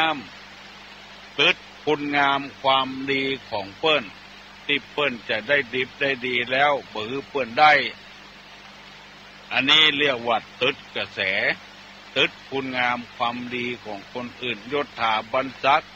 เปิ้นจะร่ำจะรวยบ่ฮือเปิ้นร่ำเปิ้นรวยสกรรมข้อที่2ว่าแผ่ตวานคือแผ่อำนาจวาสนาคนมันตุกอยู่นั่นแล้วไปย่ำไปยีเปิ้นหมายความว่าขยายประตูคือมันกว้างขวางยิ่งขึ้นไปอันนี้ก็คือคนคิดมันเดือดร้อนคนอื่นตึดกระแสแผ่งูตวานวันนี้จะได้เอาคำที่ว่าลวานผัดหนมลวานผัดหนมอันนี้เป็นกรรมคนเก่าคนแก่โบราณถ้าว่าอย่างอี้มาคนอายุ60-70หูละคืออะไรอย่างสำหรับคนที่อายุตั้งแต่50ลงไปยังคิดใจว่าคำว่าลวานพนมคืออะไรอย่างลวานตัวนี้คือลอลิงและก็วอแหวนสระอานอหนูนิลวานพนมคือผอพึ่งนอหนูมอม้าคำว่าลวานนี้ก็คือเอามาผสมประสานกันถ้าจะเป็นลักษณะนี้ก็คือเอาน้ำอ้อยน้ำตาลมาผสมกับข้าวแป้งลวนไปลวนมาโกนไปโกนมาอย่างเอาโกนแกงเนี่ยอันนี้ลวนลื่นเล่นถ้ายังบอกเข้าใจเตื้อคือว่าเอามาผสมประสานกันพนมนี่ก็คือผสมกันพนมนี่กำเมืองเขาว่าพนมกำไทยว่าผสมลวนนี่ก็คือเหมือนกับเอาน้ำตาลน้ำอ้อยผสมกับข้าวแป้งหรือว่าเอาผสมปูนเอาหินพ่องทรายพ่องปูนพ่องมาผสมกับกันอันนี้ลวนพนมเอามาเปาะกันเอามาหอมกันจิ้นมีติ้งพริกมีติ้งเกลือมีติ้งกะปิมีติ้งผักกาดมีติ้งมีคนตี้ถ้าเอาไปกินก็จิ้นบดายก็บลำกินก็ผักกาดบดายก็บลำกินก็พริกบดายก็บลำแล้วเอาจิ้นเอาผักกาดเอาพริกมาผสมประสานกันแปลงเป็นแกงขึ้นมาห้องว่าแกงผักกาดแกงหยวกแกงฟักหมูแกงแคอันเนี้ยรวมแล้วเขาเรียกว่าลวนพนมเอามาทับถมกันกรรมนี้หมายความว่าเอาที่บ้านคนอื่นมาเป็นที่ของตัวที่มันงอกมันเงยคล้ายๆว่าอยู่หิมน้ำหิมหนองเนี่ยแล้วก็บ่มีไผใจใส่ดูแลย้ายหัวตัวเก่าทั้งที่โฉนดว่ามีที่อยู่3 ไร่เพื่อมาวัดแถมมรูนมี4 ไร่5 ไร่เอาที่คนอื่นมาเป็นที่ของตัวอันนี้ก็ฮ้องว่าลวนพนม อนต่างเก่ากองเก่าที่เปิ้นบ่ใจไผบ่ใจแล้วย้ายหัวตัวเก่าเอาตี้นั้นเข้ามาอยู่ในบ้านของตัวเองอันนี้ก็เรียกว่าลานพนมหัวอยู่ตั้งในเอาไม้หวกไม้บงปลูกตั้งนอกหัวพอไม้ใหญ่ขึ้นมาเป็นต้นเป็นก่อขึ้นมาย้ายหัวออกเอาต้นไม้เข้ามาอยู่ในบ้านของตัวเองอันนี้ก็ฮ้องว่าลานพนมอันนี้คือตัวคือถนนหนทางรถเกยเลี่ยงกันได้บัดเดียวนี้เลี่ยงบ่ได้แล้วเพราะกองแคบไปเห็นแล้วเดือดร้อนถึงตัวเองเดือดร้อนถึงคนอื่นพ่อแม่เดียวกันมีลูก6-7 คนแบ่งทรัพย์สมบัติมาเต้ากันพ่อแม่ตายไปแล้วมาแบ่งเมื่อลุนคนใดลวกคนนั้นเอานักเหลือเปิ้นอันนี้ก็เรียกว่าลานพนมหมู่เนี้ยมันขืดหมู่ปี้หมู่น้องบอกไปมาหาสู้แล้วเจ็บเป็นเย็นอุ่นบ่มีไผใกล้แล้วไอ้หยังก็จะเอาเป็นของตัวเห็บประตกประเจียงอันเนี้ยลานพนมถ้าในด้านธรรมะเปิ้นก็บอกว่าใจอำนาจบาดใหญ่เกินไปเฮามีพอจะแบ่งหน้าที่ให้กันทำบ่แบ่งตัวเองทำเหี่ยคนเดียวหมดขาดตกบกพร่องทำดีพ่องบ่ดีพ่องบ่ไว้ใจไผอันใดตัวเองก็ทำเหี่ยประตกประเสียงเพราะว่าสถานที่นั้นจะเป็นที่ราชการกาที่ของเอกชนกาวัดวากาจะต้องแบ่งงานเพื่อการทำเป็นอย่างมันจะบ่เดือดร้อนกันรัฐบาลเปิ้นแบ่งเป็นกระทรวงเฮานี่บัดตันคิดเฮาเอาการทำงานเนี่ยหมดแล้วก็เดือดอิดเครียดเมียตัวก็มีเปล่าเมียเปิ้นมาเป็นเมียตัวแถมบ้านน้อยก็ดีไปบ้านใหญ่ก็ดีไปอิดเมียหลวงก็มีลูกเมียน้อยก็มีลูกรายได้อยู่เท่าเก่าอิดอันเนี้ยคือตกคือผัวเปิ้นก็มีอยู่แล้วเอาผัวเปิ้นมาเป็นผัวตัวแถมผัวตัวก็มีเนี่ยลานพนมเอามาเป็นของตัวให้หมดเมื่อลุนปุ่นป่ายมาอิดเดือดร้อนนึกว่าเฮาเป็นคนดีคนงามแล้วมันบัดใจอย่างนั้นอันนี้กรรมโบราณเปิ้นขานไว้ตี้ของเปิ้นไม่ใช่ตี้ของเฮาบ่เอาของไผลูกพ่อเดียวแม่เดียวกันแบ่งให้มันเต้าเดียวกันได้เต้าเดียวกันความฮักของพ่อของแม่มีกับลูกกับเต้าเดียวกันตามธรรมเนียมพื้นบ้านพื้นเมืองคนใดเลี้ยงพ่อเลี้ยงแม่คนนั้นต้องได้อยู่เฮือนเก่าคนใดบ่เลี้ยงก็ต้องแบ่งกันเฮือนเก่าคือคนเลี้ยงเหี่ยมันถูกต้องตามประเพณีพื้นบ้านพื้นเมืองที่เฮาบ่ได้หูบ่ได้ฟังกรรมไผสั่งไผสอนเฮาก็ทำไปเลยเอาอำนาจเอาความใคร่ได้ของตัวว่าอู้ง่ายๆก็คือโลภะนั่นเองคือความโลภอยากได้ของเปิ้นเอาของเปิ้นมาเป็นของตัวโดยบ่สุจริตได้มาโดยบ่สุจริตบ่พุทธพ่องบ่พ่องใสเหมือนกับคนที่ประพฤติผิดต่อกฎหมายบ้านกฎหมายเมืองต้องระแวงระวัยอยู่ตลอดเวลาใครได้เงินใครได้คำนักลำไปเกิดไปก้าของเถื่อนไปก้ายาเสพติดที่มันเถื่อนทุลุงไปอ่านหนังสือพิมพ์เผยชีวิตของตัวเองไปก้ายาบ้าซื่อถามว่าระหว่างก้ายาบ้านั้นมีความสุขก็เปิ้นว่าบ่มีความสุขหัวสุกหัวซนบึดไปอยู่ที่หนึ่งให้หันหน้าลูกหน้าเต้าก็บ่ได้หันสตางค์ได้มาใจมาจ่ายเปลี่ยนรถเหมือนกันถ้าใจรถกันเก่าก็บ่ได้ เปิ้นจำต้องขายถูกขายหาดไปซื้อทำไมเพราะเงินมันนักได้เงินแต่บ่มีความสุขบ่ได้อยู่กับลูกบ่ได้อยู่กับเมียบ่เปิดหน้าเปิดตาอย่างหมู่เฮาวัดก็บ่ได้เข้าพระเจ้าก็บ่ได้ไหว้เพราะว่าจะเอาเงินของเปิ้นนักลำไปลานพนม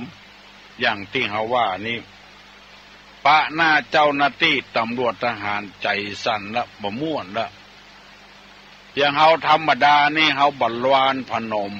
บ่เอาของไผโดยทุจริตโดยผิดศีลผิดธรรมผิดกฎหมายบ้านกฎหมายเมืองเฮาดูต่างถึงบ่มีเงินบ่มีคำก็ยังมีความสุขมากกว่า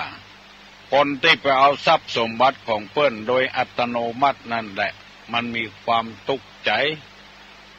เดือดร้อนกระวนกระวายหาความสุขบานหวานใจบ่ได้สุขซ่อนกินอยู่บ่มีความสุขเหมือนกับงัวสันหลังวากแม่งอนตอมที่ไหนที่เบาคงบ่ม่วนละหัวมาตอมตัวเองอยู่บ่มีความสุขคนที่จะมีความสุขได้ก็คือหมู่เฮาเนี่ยที่ฟังธรรมที่ปฏิบัติธรรมเนี่ยจะมีความสุขการฟังธรรมนี่ถ้าเอาจะอุปมาไปก็เหมือนกับเอาหั่นตองตึงหั่นกระเบื้องหั่นบ่ได้แต่บ่ได้เอามามุงหัวสาระประโยชน์ที่จะพึงได้มันก็บ่มีเพราะฉะนั้นพี่น้องทั้งหลายท่านผู้ฟังทั้งหลายตุลงนำมาเสนอนี้เพื่อจะให้เฮาเอาใบต่องตึงก็ดีกับเบื้องมุงก็ดีมามุงบ้านมุงจองมุงหอมุงเฮือนเฮาให้เฮาได้อยู่ได้อาศัยคือเปิ้งปะอาศัยธรรมสมัยประเดี๋ยวนี้มันเป็นสมัยนิยมวัตถุนิยมคือนิยมสิ่งของคนก็เลยไปติดปุ่นเลยลืมธรรมะธรรมโมลืมกรรมเก่ากรรมแก่พอเฮาได้เป็นเอาละจะได้โดยชอบกับบ่ชอบบ่ฮู้พอเฮาได้กินได้ใจก็เป็นเอาแล้วอันเนี้ยคือเป็นการเข้าใจผิดแพกจากธรรมชาติธรรมดาบ้านเมืองความจริงเขาว่าบ้านเมืองเดือดร้อนมันบ่เดือดร้อนอย่างซักอย่างบ้านเมืองก็คือบ้านเมืองอย่างเก่าอย่างเดิมเนี่ยคนเฮาเนี่ยมันปราศจากศีลปราศจากธรรมมันเดือดร้อนกว่าคนเฮาเนี่ยเดือดร้อนควายมันก็บ่เดือดร้อนงัวก็บ่เดือดร้อนอย่างคนเฮาเนี่ยทำให้เดือดร้อนเพราะไปผิดแผกแตกจากศีลธรรมกฎหมายที่เปิ้นวางไว้ปีนี้ไผก็เข้าใจว่าเป็นปีสิริมงคลมหามงคลพระเจ้าแผ่นดินทั่วโลกที่ครองราชสมบัติเป็นพระเจ้าแผ่นดินนานถึง60 ปีบ่เคยมีประเทศใดเมืองใดมีเมืองไทยของเฮาเนี่ยครองราชสมบัตินานถึง60 ปีบ่แจ้ครองบ่ได้เปิ้นทำมาอย่างเจ้าบ้านเจ้าเมืองได้หู้ได้หันนักทำนองที่ว่าปิดทองหลังพระเอาคำปิ่วมาติดตั้งหลังพระพุทธรูปบ่ได้เอาไปติดตั้งหน้าเจ้าบ้านเจ้าเมืองเฮาก็บ่ฮู้ว่าเฮาอยู่ถึงวันเนี้ยพระเจ้าแผ่นดินเนี่ยหยังเฮาพ้องนอกจากเปิ้นบ่ลานพนมแล้วเปิ้นยังเอาฮื้อแถมก่อนพืชพันธุ์ธัญญางานตลอดถึงปูกาป่ากาตลอดถึงพันธุ์สัตว์ต่างๆเอาจากเมืองนอกเมืองนาเข้ามาแต่ก่อนนี้เฮาเลี้ยงหมูควบ1ก่อนจะได้ขายเอาต้นกล้วยมาปาดเรามาต้มต้นบักกล้วยเทศผักหงผักในอย่างต่างๆมาต้มเข้าหมูสุนกับแกบเราให้หมูกินเลี้ยงได้เป็นควบ1ก่อนควบ1มันจะอยู่ในระยะ10 กับ 11 เดือนนี่จึงจะได้ขายประเดี๋ยวนี้บัดถึงควบแล้ว เลี้ยงพอให้พอดี2 เดือน3 เดือนก็ได้ขายแล้วเจ้าฟ้ามหากษัตริย์ของเราเป็นผู้แนะนำพร่ำสอนบอกว่าจะเป็นงัวเป็นควายพันธุ์ต่างๆต้นไม้ผลไม้ต่างๆเฮาได้กินได้ใจเปิ้นไปเอาจากเมืองนอกเมืองนามาเจ้าบ้านเจ้าเมืองเฮาบ่ฮู้ถ้าเป็นสมัยก่อนนั้นคนเฮาบ่มีความสุขเพราะว่าเจ้าบ้านผ่านเมืองให้นาสาโทเป็นของเจ้านั้นเจ้านี้ประตกประเสียงเพราะว่าเปิ้นใจอำนาจลานพนมคนเฮาก็ต่อสู้เป็นอิสระเป็นประชาธิปไตยมาจนได้เวลานี้ก็ยังมีลัทธินายเพราะบ่ได้เอาธรรมะมาปฏิบัติมันร่ำมันรวยเข้าตัวเก่านักเจ้าใดดีเจ้าอันหันคนอื่นเป็นพักเป็นป่าไปเป็นพักเป็นป่าจะได้อย่างพักเนี่ยถ้าอยากเมื่อใดก็ไปเด็ดเอามากินมาอันป่าอยู่ในหนองในคลองถ้าได้เมื่อใดก็ไปตักเอาไปซ่อนไปใจเอาเมื่ออันคนเฮาสมัยก่อนเป็นเจ้าอันเอาเปิ้นว่าเวลานี้เฮาเป็นของตัวเองแล้วก็ยังมีลัทธินายทุนอย่างที่ว่าเนี่ยจะเอาเนี่ยคนเดียวเอาได้แค่คนเดียวเพื่อแผ่เอื้อเฟื้อแก่คนอื่นลานพนมเฮาจึงคงเส้นคงวามาอยู่ตะฮอดประเดียวบ้านเมืองที่มันคุกคักอยู่ไอ้ยังเป็นไอ้ยังบ่ฮู้ถ้าคนเฮาลดทิฏฐิคือถือผิดลดมานะลดถือตัวลดถือเสียเพียบแต่นะมันก็บ่มีอย่างแล้วตึงวันนี้คนเฮายังขาดหมู่นี้อยู่ที่ตุลงนำมาเสนอให้พี่น้องทั้งหลายได้ฟังนี้เพื่อจะให้เฮาผู้คนแบ่งเบาภาระให้แก่กันแบ่งงานแบ่งการให้แก่การทำงานในวัดก็ให้ตุเจ้าทำงานในบ้านก็ให้ศรัทธาทำแก่บ้านก็ยังมีผู้ช่วยงานก็ยังต้องมีกรรมการวัดก็ต้องมีกรรมการแบ่งงานกันที่มันบ่ทำงานก็เพราะว่าบ่แบ่งงานให้กันถ้าแบ่งงานให้กันมันก็จะหู้หน้าที่ของตัวเองเอาแล้วพอออกแม่ออกปีปานาอาศรัทธานักศีลนักบุญทั้งหลายตุลุงอู้ด้วยน้ำใสใจจริงว่าวันศีลที่ผ่านมานี้เมื่อตะวานี้เป็นวันศีลที่ม่วนอกม่วนใจไปตามกันหมดคนเข้าวัดเข้าวาจำศีลกินทานเมตตาภาวนา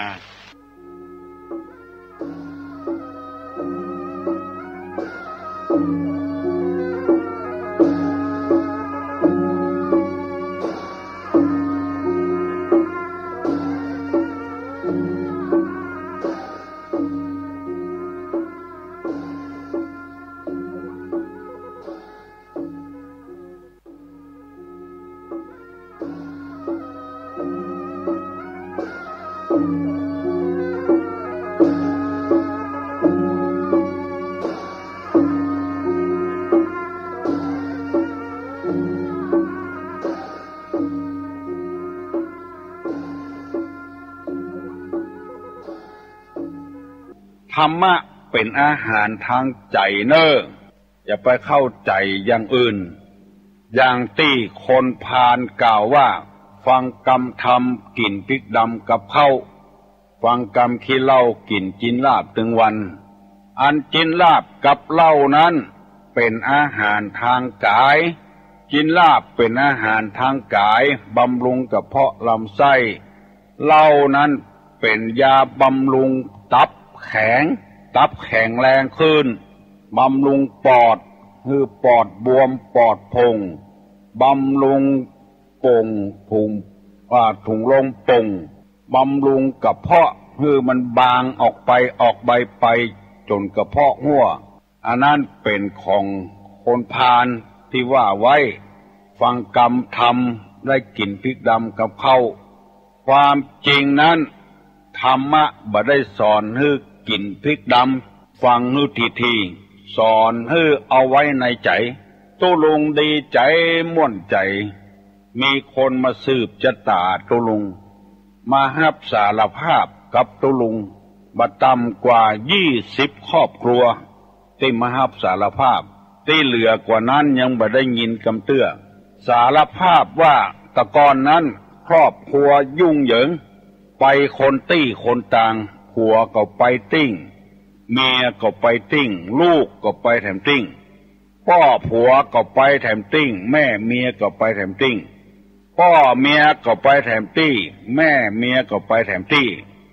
บัดเดี๋ยวนี้ตั้งแต่มีสถานีวิทยุพระพุทธศาสนาของจังหวัดเชียงใหม่เกิดขึ้น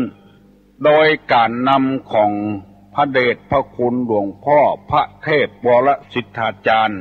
รองเจ้าคณะจังหวัดเชียงใหม่แผนกเผยแพร่วิทยุเกิดขึ้นเพื่อเผยแพร่ศีลธรรมคำสอนในทางพุทธศาสนากับวิทยุชุมชนห้องค้อนว่าศูนย์ปฏิบัติการมูลนิธิบุญญาภรณ์ 90.75 เมกะเฮิรตซ์ของดอยสุเทพ 96.0 เมกะเฮิรตซ์ได้แพร่กระจายออกมาประมาณสักของตุลุงได้สัก3 ปีมาแล้วของดอยสุเทพก็2 ปีป่ายมาแล้วครอบครัวบางบ้านบัดต่ำกว่า20หลังคาขึ้นไปที่ได้ยินดีขึ้นมาทำความเข้าใจขึ้นมา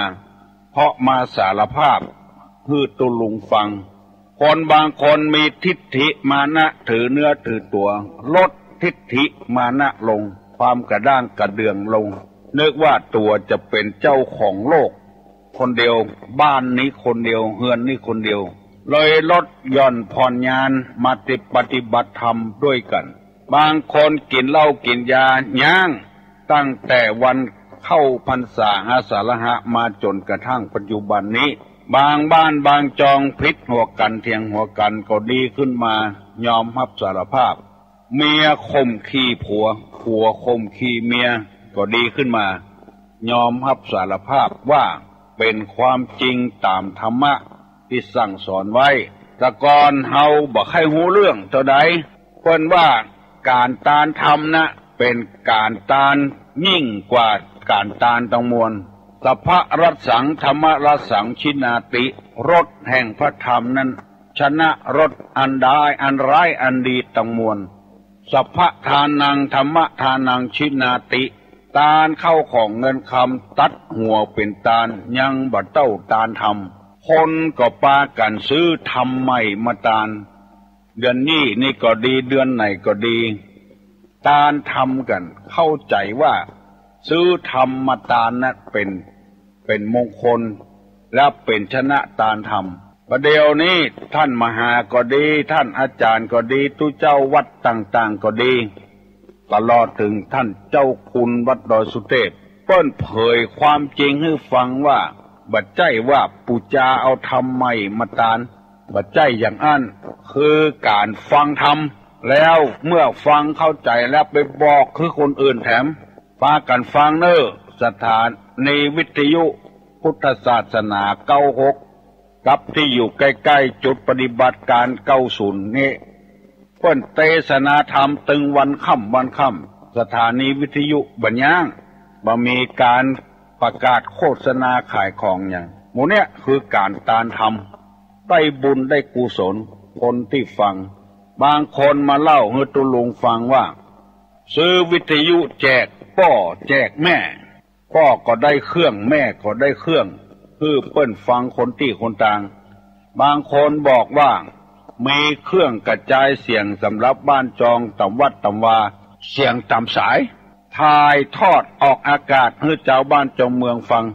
บางคนบางบ้านบางวัดก็โดนต่อต้านเพราะว่าคนบ่ชอบบ่นให้ตุเจ้าบ่นให้กลางบ้านอันนั้นก็จ้างเปิ้นก่อนเพราะเปิ้นบ่เข้าใจ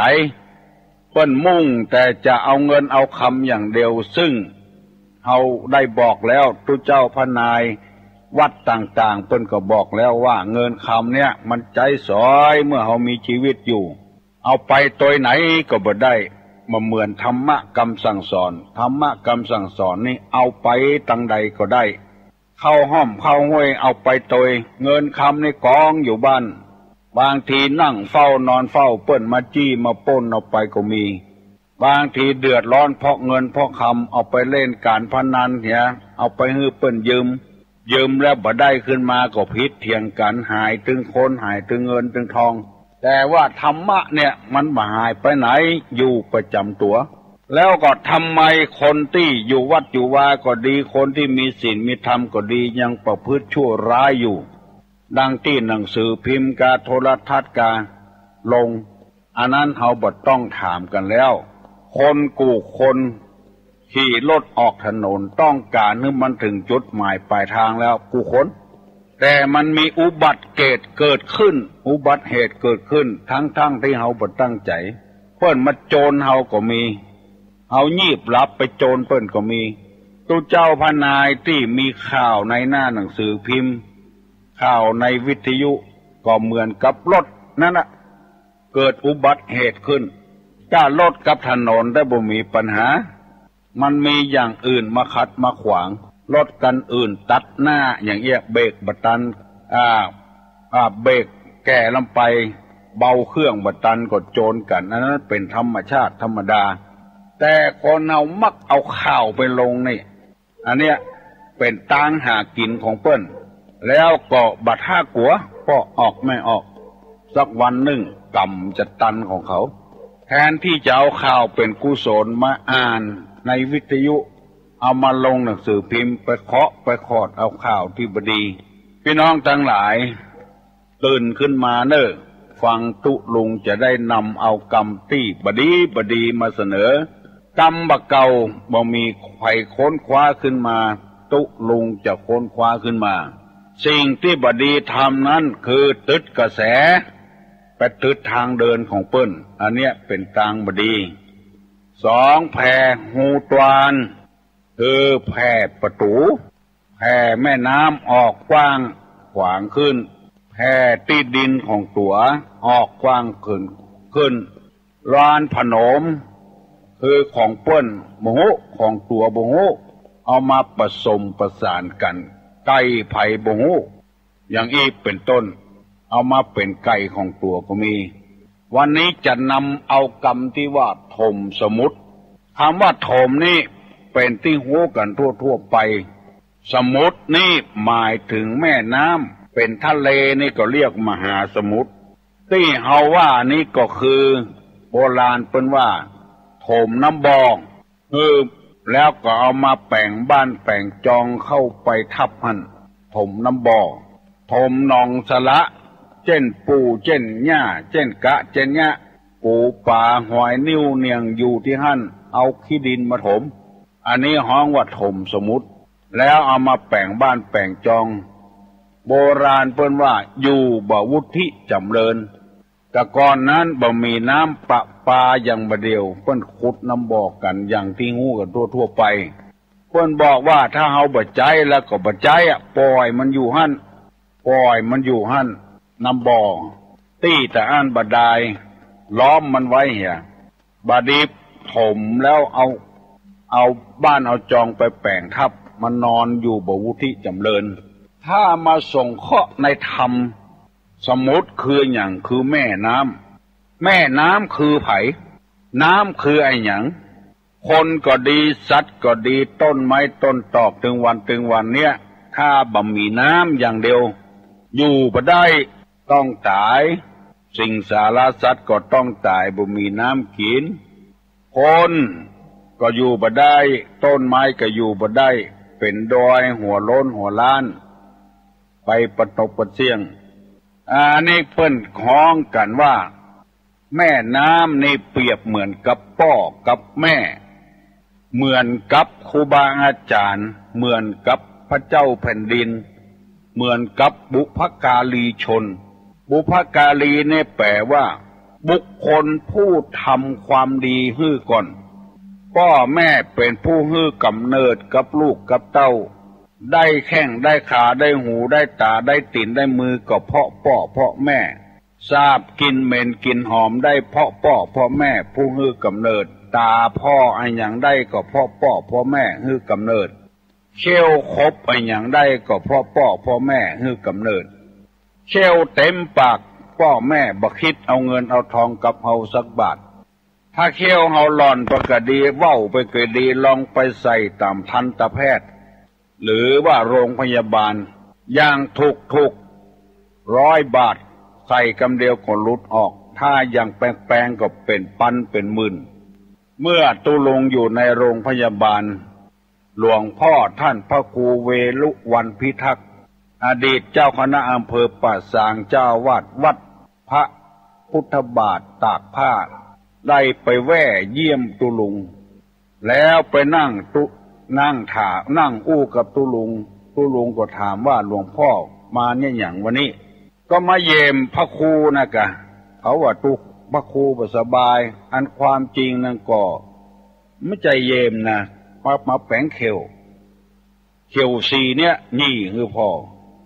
เขียวสีเดียวพระครูเส่งไป3,000 บาทพ่อแม่เฮาฮื้อบดายเอาไปหาหมอเส่ง3,000 บาท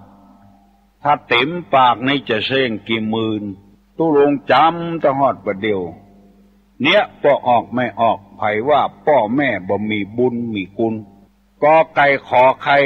ขอขวดไผเป็นคนสอนเฮา1 บวก 1เป็น2 2 บวก 2เป็น4ไผเป็นคนสอนเฮาครูบาอาจารย์ทั้งนั้นสอนดีบ่ดีโดนละอ่อนด่าก็มีครูคนหนึ่งอยู่ปืนลาบไปสอนบนดอย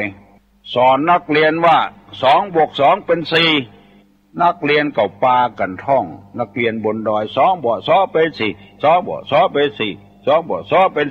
4ท่องจนได้แถมวันครูไปสอนแถมว่านักเรียนเอาเรียนเลขนะวันนี้นะครูจะสอน3 บวก 1เป็น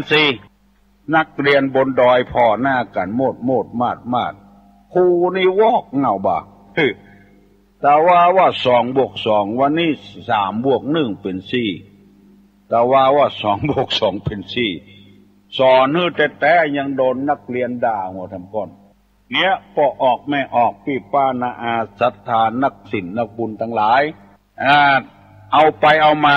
โดนนักเรียนด่าโดยเปิ้นว่าครูก็ดีพ่อแม่ก็ดีไผก็ตามที่สอนวิชาความรู้แก่เฮา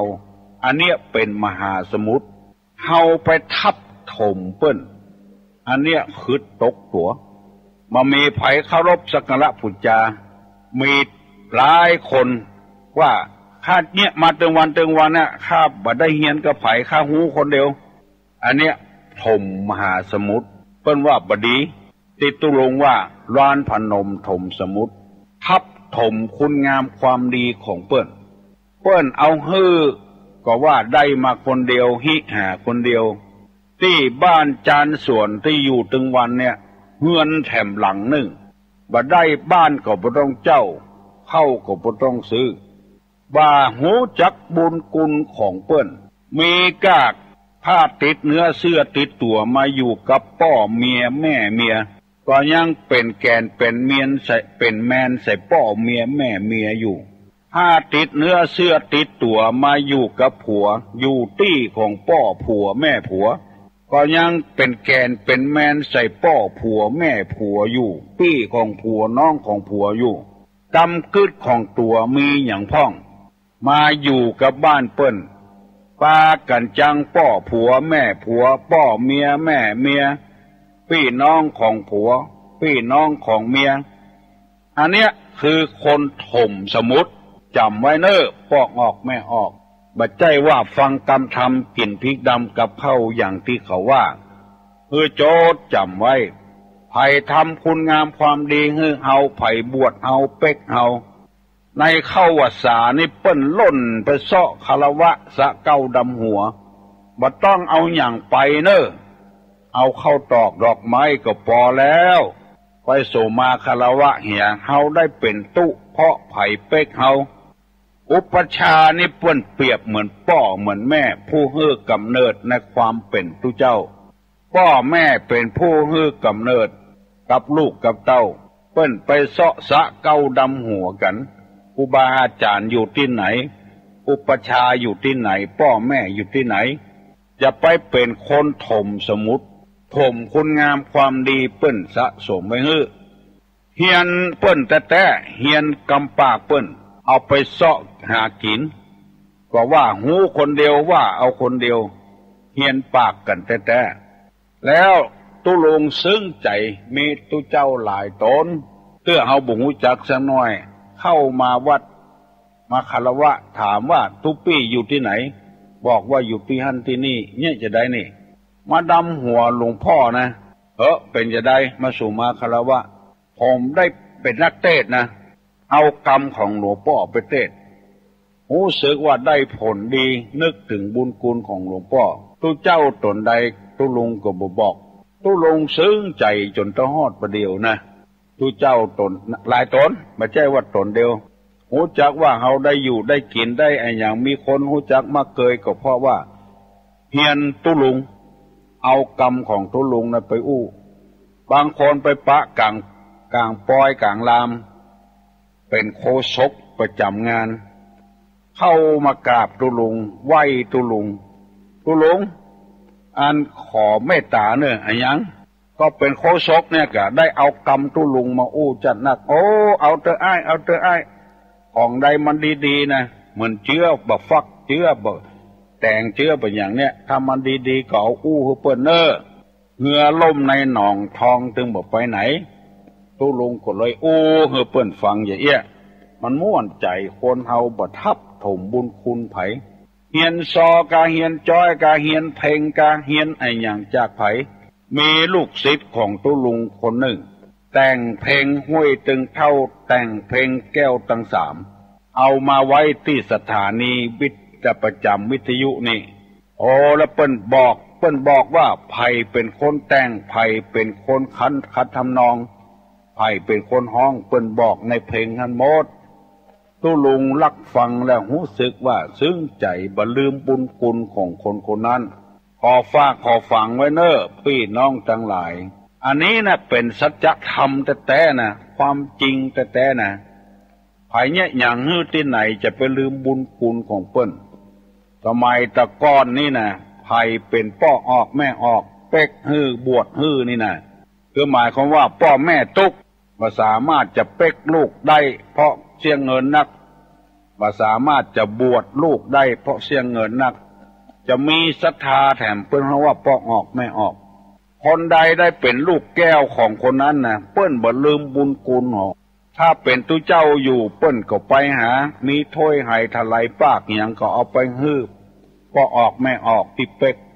มีเป็นป้อคนที่สองถ้าบุญนักบุญบ่นักได้เสียงผ้าเหลืองออกไปเปิ้นก็ไปเนี่ยนาฮื้อพ่อออกแม่ออกกิน3 ปีก่อนแล้วเจนจะไปเอาเมียเอาลูกคนตะก่อนเปิ้นเศรษฐกิจเพียงพออย่างตุลุงเล่าให้ฟังอันนี้ขอฝากฝังไว้เป็นคติเตือนอกเตือนใจอย่างตุลุงบอกว่านะตุลุงดีใจเหมือนกับถูกหวยเจ้าคุณวัดพระธาตุโดยสุเทพวัดฝ่ายหินวัดอินทขินวัดเจ็ดลินถ่ายทอดเอาวิทยุชุมชนของมูลนิธิบุญญาภรณ์เอาไปกระจายให้เจ้าบ้านเจ้าเมืองได้ฟังตุลุงรู้สึกเปิ้นมีบุญคุณกับตุลุงเพราะว่าได้เอาธรรมะธรรมโมไปแจกไปจ่ายให้พ่อออกไม่ออกถึงบ่ลืมบุญคุณนึกตลอดเวลาอย่างเจ้าคุณดอยสุเทพตุลุงซึ้งใจเตื้อหนึ่งปีใหม่เปิ้นให้ไปรวมกันที่วัดพระสิงห์วรมหาวิหารเปิ้นไปดำหัวเจ้าคุณตั้งแต่ที่ปรึกษาเจ้าคณะจังหวัดไปแผ่วเจ้าคณะจังหวัดรองเจ้าคณะจังหวัดเจ้าคณะอำเภอผู้แก่ผู้อาวุโสเปิ้นเอามารวมกันที่วัดพระสิงห์ตุลุงก็ไปโหดน้ำเปิ้นพระสงฆ์ครูบาอาจารย์ที่มีอายุแก่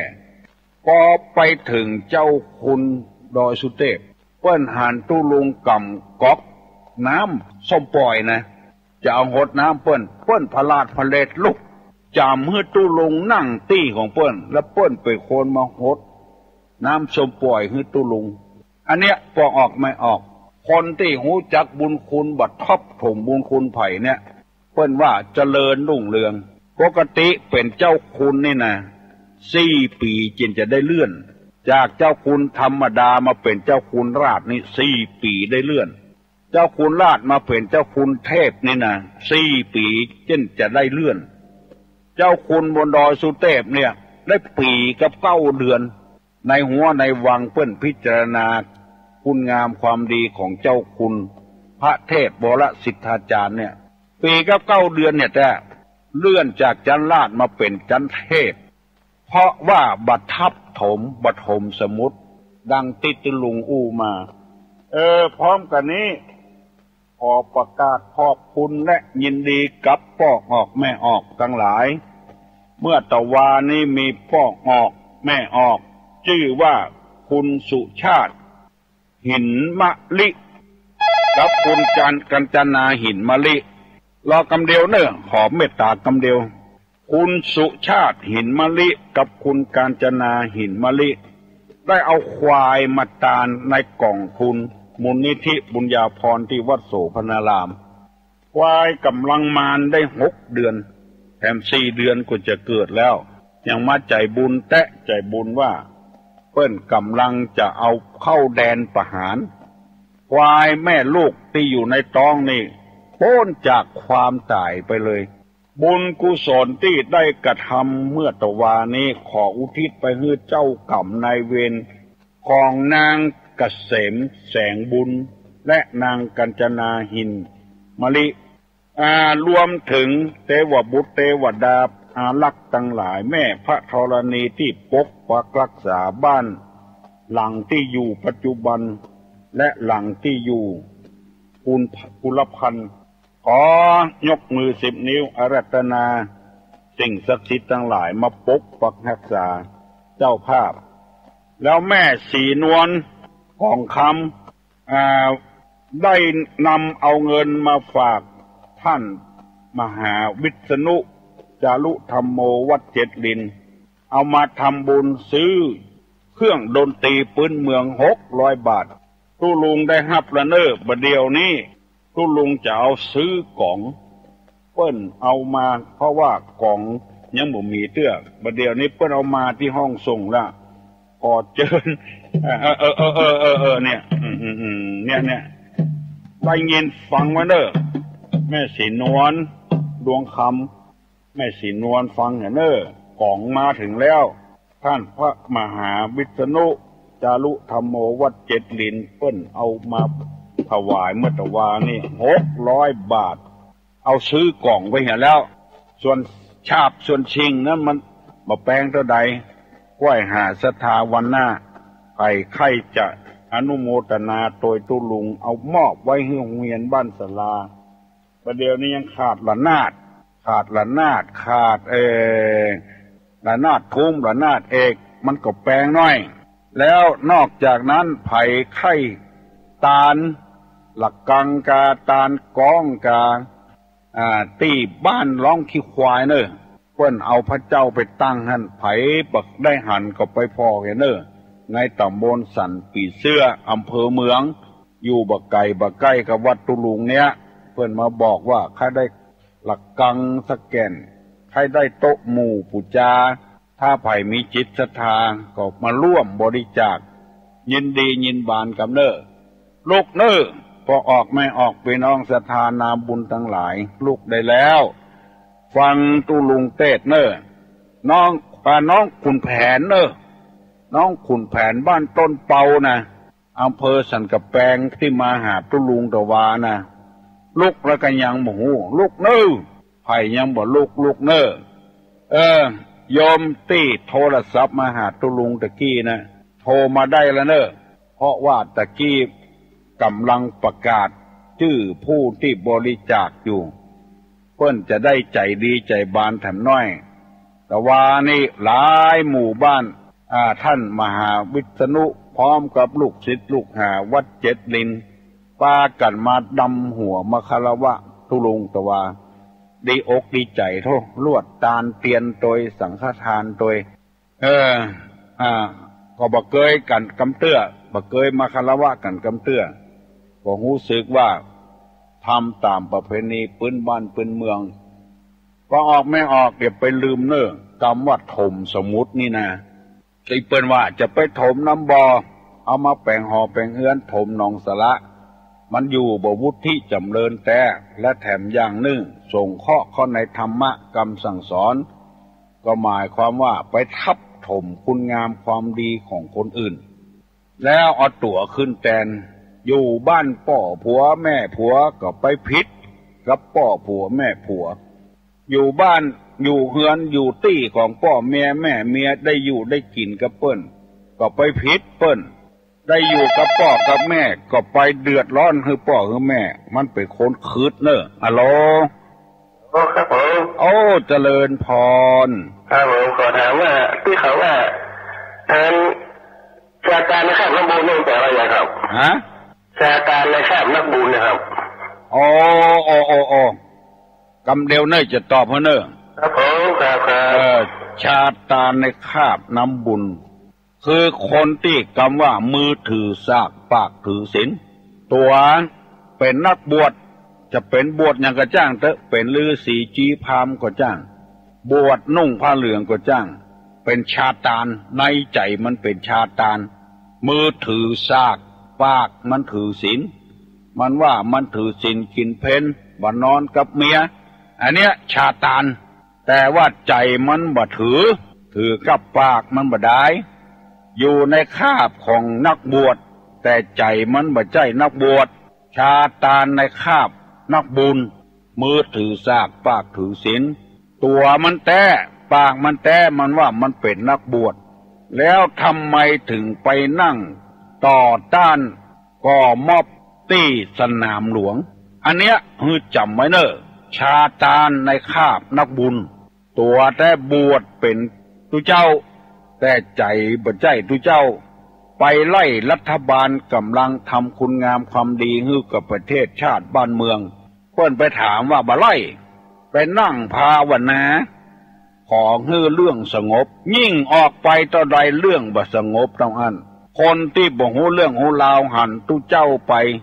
ตุเจ้าซึ่งบ่ใจตุเจ้าบ่ได้บวชในบทสดไปอย่างอันก็นึกว่าเป็นความดีก็โลไปโดยนักบวชที่เป็นชาตานเอาผ้ามาหุ้มว่าเป็นนักบวชแต่ใจบ่ใจสะกำมือถือสากนี่คงอย่าหูจักเนาะคือแกนโคกนั่นล่ะแกนโคกมองน่ะอันน่ะสากมองแกนโคกเอานี่ก็ห้องว่าสากโคกเหมือนกันมือถือกำแกนโคกมองอยู่ปากว่าข้ามีศีลมีธรรมเหมือนนกยางขาวนกยางขาวเจ้ามายาอยากกินปลาว่าข้ามีศีลนุ่งขาวห่มขาวแต่ปากมันไปกาบป่าซิวเต่าน้อยๆปุ่นกินมือถือสากปากถือศีลนักมาซาตานในคาบนักบุญใจบ่ใจเป็นตุเจ้าสกำตัวเป็นกินข้าวงาแล้วไปกุมเข้าอย่างเงี้ยไปมีบ้านเมืองที่ไหนเป็นนักบวชที่บ่มีอุปชาบ่มีไผสอนมันเปิ้นไปแจ้งบ่แจ้งเปิ้นไปกุมเข้าอันนี้มันกินข้าวงาแล้วไปกุมเข้าเปิ้นเอาเข้ามาใส่บ่เอาของก็เป็นสตางค์เตอะอันเนี้ยคือชาตานนั่นก็คือที่เป็นคนที่โหดร้ายทารุณที่สุดในโลกเป็นชาตานเป็นผีผีหงมาอยู่ในคาบผ้าเหลืองคาบผ้าขาวคาบผ้าฤาษีมาคาบของผ้าดำๆที่นั่งอยู่ต่ำมาต่อต้านก่อม็อบคนที่มือถือสากปากถือศีลนะปากก็ว่าถือศีล8มานอนกับเมียมานอนกับลูก ปนมมือเนอะทุลงอย่าปั่นปอนแล้วสัพพิติโยวิวัจจันตุสัพพะโลโกเวนัสตุมาเตภวะตวนตะลาโยสุขีติคายุโกภวะอภิวาตนะสีลิสานิจังวุธาปจายิโนจัตตาโลธรรมาวัฏันติอายุวันโนสุขังปะลัง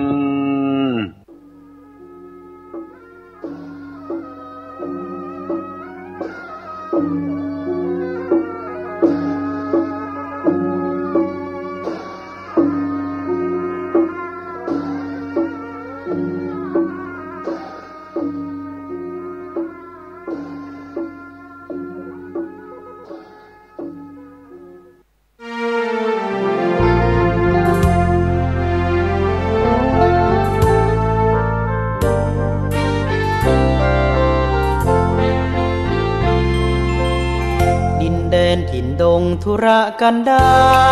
รมีนามเรียกขานของศิษย์พระตถาคตผู้ออกเผยแผ่ธรรมะแก่ผู้รชนมิให้มองมนปลดทุกข์ด้วยทางธรรมธรรมจาริกธรรมจาริกธรรมจาริกถึงอยู่กลางป่าหรือว่ายอดดอยท่านไม่เคยถอยเฝ้าคอยชี้นำให้ใช้ธรรมะท่านกำลังติดตามรับฟังสถานีวิทยุกระจายเสียงพระพุทธศาสนาแห่งชาติและสังคมคลื่นเพื่อการศึกษาพระพุทธศาสนาและวัฒนธรรมระบบ FM 104.5 เมกะเฮิรตซ์รายการต่อไปเป็นรายการข่าวบ้านวัดราชการดำเนินรายการโดยเกษตรเพชรสำริดเผลอใจลืมกายไร้ความควบคุมโทสะโทโสโมโหโมหังกำหนดไว้นะสติคอยคุมกำหนดใจและกายมิใช่เดาสุ่มสติคอยคุมรู้ตัวทั่วพร้อมสติกลับมาปัญญาร่าเริงจิตใจเคยเลิ้งรู้ตัวโดยอ้อมข่าวสารเพื่อการประชาสัมพันธ์ด้วยหลวงพ่อพระครูอาทรวิสุทธิคุณเจ้าคณะอำเภอหางดงเจ้าวาดวัดหนองตองร่วมกับมูลนิธิลูกดาวดำจัดสร้างที่พักใจสถานที่อบรมจริยธรรมศีลธรรมปฏิบัติธรรมบนเนื้อที่3 ไร่สถานที่พักกายสร้างโรงพยาบาลทางเลือกแพทย์แผนไทยและแพทย์แผนปัจจุบันร่วมกับดร.ชุมพลกันทะซึ่งมีจิตศรัทธาบริจาคที่ดิน13 ไร่ท่านที่จะร่วมสร้างที่พักใจติดต่อสอบถามและร่วมทำบุญโดยตรงที่หลวงพ่อพระครูอาทรวิสุทธิคุณเจ้าวาดวัดหนองตองเจ้าคณะอำเภอหางดงร่วมบุญหรือสอบถามได้ที่0819503471ได้ทุกวันข่าวสารเพื่อการประชาสัมพันธ์ด้วยทางคณะสงฆ์คณะศิษยานุศิษย์คณะศรัทธาของวัดวังสิงห์คำตำบลป่าแดดอำเภอเมืองเชียงใหม่ได้เชิญชวนศรัทธาสาธุชนผู้ใจบุญทั้งหลายญาติธรรมผู้ฟังรายการมรดกธรรมกำเมืองทุกท่านร่วมพิธีสืบชะตาเสริมบารมีและเป็นเกียรติร่วมทำบุญแสดงมุทิตาสการะถวายปัจจัยต้นเงินปัจจัยต้นทองปัจจัยต้นเพชรเนื่องในโอกาสทำบุญอายุวัฒนมงคลครบ55 ปีของพระครูวิจิตรศรีราพรประเสริฐวิสุทธาจาโรเจ้าอาวาสวัดวังสิงห์คำเจ้าคณะตำบลป่าแดดก็จะมีพิธีในวันอังคารที่21 สิงหาคม 2561 เวลา 9 นาฬิกาเป็นต้นไปณวัดวังสิงห์คำตำบลป่าแดดอำเภอเมืองเชียงใหม่ก็เชิญชวนคณะสงฆ์คณะศิษย์คณะศรัทธาผู้มีความเคารพนับถือในตัวพระครูวิจิตรศรีราพร21 สิงหาคม 2561 ช่วงเช้า 9 นาฬิกาโดยพร้อมเพรียงกันข่าวสารเพื่อการประชาสัมพันธ์ขอเชิญชวนผู้ใจบุญร่วมสร้างศาลาปฏิบัติธรรมของวัดใหม่ห้วยทรายหมู่ที่4ตำบลสุเทพอำเภอเมืองจังหวัดเชียงใหม่ปัจจุบันก็มีพระอธิการบุญเพ็งปิยธรรมโมเป็นเจ้าวาดวัดใหม่ห้วยทรายพร้อมด้วยศรัทธาทุกหลังคาเรือนญาติธรรมทางใกล้ทางไกลร่วมกันเป็นเจ้าภาพท่านที่จะสอบถามรายละเอียดร่วมทำบุญสร้างศาลาปฏิบัติธรรมสอบถามรายละเอียดได้ที่พระอธิการบุญเพ็งปิยธรรมโมเจ้าวาดวัดใหม่ห้วยทราย0871815231ร่วมบุญร่วมกุศลได้บุญสุขกายสุขใจโดยทั่วหน้ากันท่านผู้ฟังที่เคารพในช่วงเทศกาลเข้าพรรษามาหลายสัปดาห์แล้วนะครับก็ท่านจะได้รับฟังธรรมเป็นคำสอนดีๆจากท่านเจ้าคุณพระประชานาถมุนีเจ้าวาดวัดดอนจันทร์ตำบลทัศรามอำเภอเมืองเชียงใหม่กล่าว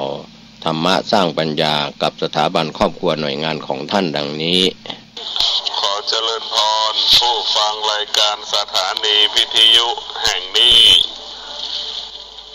คนดี ของฉันคนดีของแม่คนดีของพ่อคนดีของสามีคนดีของภรรยาคนดีของนายจ้างคนดีของลูกจ้างคนดีของประเทศข้าราชการที่ดีต้องประกอบด้วยศีลห้าศีลห้าเป็นหลักเป็นกฎของคนดีคนดีคนนั้นต้องประกอบด้วยศีลห้าคนที่มีศีลห้าเป็นคนทุกคนยอมรับตั้งแต่พ่อแม่ลูกรักษาศีลที่สุดแม่ก็ยอมรับว่าลูกเป็นคนดีพ่อแม่รักษาศีลลูกก็ยอมรับว่าพ่อแม่เป็นคนดีเป็นแม่ที่ดีเป็นพ่อที่ดีนายจ้างรักษาศีลลูกจ้างก็ยอมรับว่านายจ้างเป็นคนดีลูกจ้างรักษาศีลทำความดีลูกนายจ้างก็ยอมรับว่ลูกจ้างเป็นคนดีสามีภรรยารักษาศีลต่างคนต่างยอมรับว่าเป็นคนดีคนดีก็หมายถึงคนนั้นประกอบด้วยศีลศีลเป็นเหตุให้เกิดสติเป็นเหตุให้เกิดสมาธิศีลเป็นเหตุให้เกิดสติเมื่อเรามีสติเมื่อเรามีสมาธิเราก็สามารถแยกแยะว่าอันไหนควรทำอันไหนไม่ควรทำอันไหนควรทำก่อนอันไหนควรทำหลังเรียกว่าศีลจะทำให้เรามีสติทำให้มีสมาธิสามารถให้เราแยกแยะอันไหน1 2 3อันไหนที่เราจะควรทำก่อนทำหลัง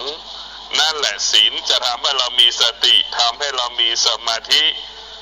คนดีคือคนนั้นเคารพกฎหมายเคารพประเพณีคนนั้นเป็นคนดีคนดีก็เป็นคนที่ทุกคนยอมรับดั่งองค์พระบาทสมเด็จพระเจ้าอยู่หัวรัชกาลที่9พระองค์ท่านดำรงตนการเป็นกษัตริย์ด้วยบทบัญญัติหลักศีลห้าอัญเชิญบทบัญญัติหลักศีลห้ามากำกับกำหนดควบคุมการดำรงการเป็นพระมหากษัตริย์